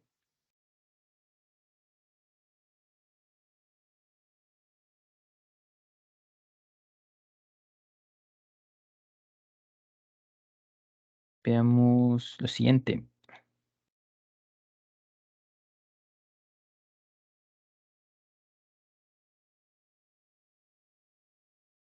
Vamos la 9. Creo que solo nos alcanza tiempo para esta. La distrofia muscular de Duchenne es una enfermedad recesiva ligada al sexo que provoca un deterioro gradual de los músculos. Vamos a poner esto ya. Esto de acá significa sano para esta enfermedad, para la distrofia muscular. Y esto significa, de minúscula, distrofia. Ese es el alelo de la distrofia. Lo representamos así. Ni José ni Fátima tienen distrofia muscular de Duchenne. En el caso del hombre, va a ser así, sabemos, ¿cierto? Pero en el caso de Fátima, no sabemos. Sabemos que un alelo tiene que ser dominante, pero el otro no sabemos, ya que los portadores, o heterocigoto o homocigoto, no tienen la enfermedad. Ni Fátima tienen distrofia muscular de Duchenne, pero su hijo sí. O sea, ellos tienen un hijo y el hijo sí va a tener distrofia muscular. Hijo, ¿no? Hijo varón. Hijo se refiere a un varón. Por lo tanto, este va a tener distrofia muscular. ¿Este alelo de dónde salió? No provino del padre, ¿no? Así que necesariamente provino de la madre. Así que la madre es portadora. Ahora te dice, si tienen una hija, ¿cuál es la probabilidad de que padezca esta enfermedad? ¿Qué hacemos? Cruce. Igual, no importa si han tenido un hijo, dos hijos, 10 hijos antes, el cruce es el mismo. Colocamos acá los alelos de la madre. Colocamos acá los del padre.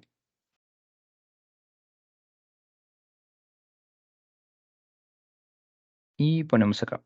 Esto así y esto así. Ya te dice. ¿Cuál es la probabilidad de que padezcan esa enfermedad? ¿A quién se está centrando? Si tienen una hija, o sea que sí o sí va a ser hija. Nos centramos en esta. Y de estas, ¿cuál es la probabilidad de que tenga la enfermedad? 0%, ¿no? En cuanto a hijas, es un 0% de enfermedad. Así que la respuesta es la C, ¿ok? Y bueno, chicos, eso sería todo por consultas académicas. La 10 es bastante similar, no creo que tengan inconveniente con ello. La respuesta es la B por si acaso. En la 11 ya es una pregunta más de inferencia, ¿no? Javier padece de hipertricosis auricular y se acaba de casar con Lucía. En tal sentido es de esperarse que su descendencia esté constituida por hijos varones con hipertricosis, porque esta característica es algo propio del cromosoma Y, ¿no? Así que solo lo van a tener los varones. Así que en la 11 la respuesta es la B. En la 12 igual es algo similar, herencia ligada al sexo, solo que te habla de moscas, pero ya saben, el desarrollo es el mismo. En la 12 la C. En la 13 te hablan a quién pertenece, cómo se llaman las personas con dos cromosomas X y un cromosoma Y. Igual, sencillo, ¿no? Síndrome de Klinefelter. En la 13 es la E. En la 14, igual, herencia ligada al sexo. Y finalmente en la 15, una pregunta para resolver. Y la respuesta es la B, autonomía, ¿cierto? Entonces, eso sería todo por consultas académicas y ya nos veremos hasta la próxima. Hasta luego a todos. La 8, veamos la 8. Y la 8 es esta de acá. Ya, en la 8 nos decían que María es calva, ¿no? Así que sí o sí María va a ser homocigoto recesivo. Acá, perdón, me equivoqué en los signos. María, esta es mujer, ¿cierto? Y este de acá es varón. María sí o sí va a ser homocigoto recesivo. En cuanto al esposo, no se sabe. ¿Por qué? Te dicen que es calvo, pero en cuanto a varones, o puede ser homocigoto recesivo o heterocigoto. No se sabe de lo que es el esposo. Pero acá, perdón, acá está María, acá está el esposo, ¿no? En cuanto al esposo, no se sabe. Pero ¿qué sucede? Lo que sucede es lo siguiente, es que te dan información de los papás del esposo. De los papás del esposo que te dicen que el padre no es calvo. Y en cuanto a varones, para que no sean calvos, tienen que ser homocigotos dominantes, sí o sí. Y en cuanto a la mujer, no es calva tampoco. Pero acá es importante lo del varón, porque si no es calvo y es homocigoto dominante, ese alelo dominante tuvo que pasárselo al esposo, a su hijo, ¿no? Y es así que el esposo deducimos que es heterocigoto, que sigue a continuación realizar el cruce. Y como te está hablando netamente de niñas, realizamos el cruce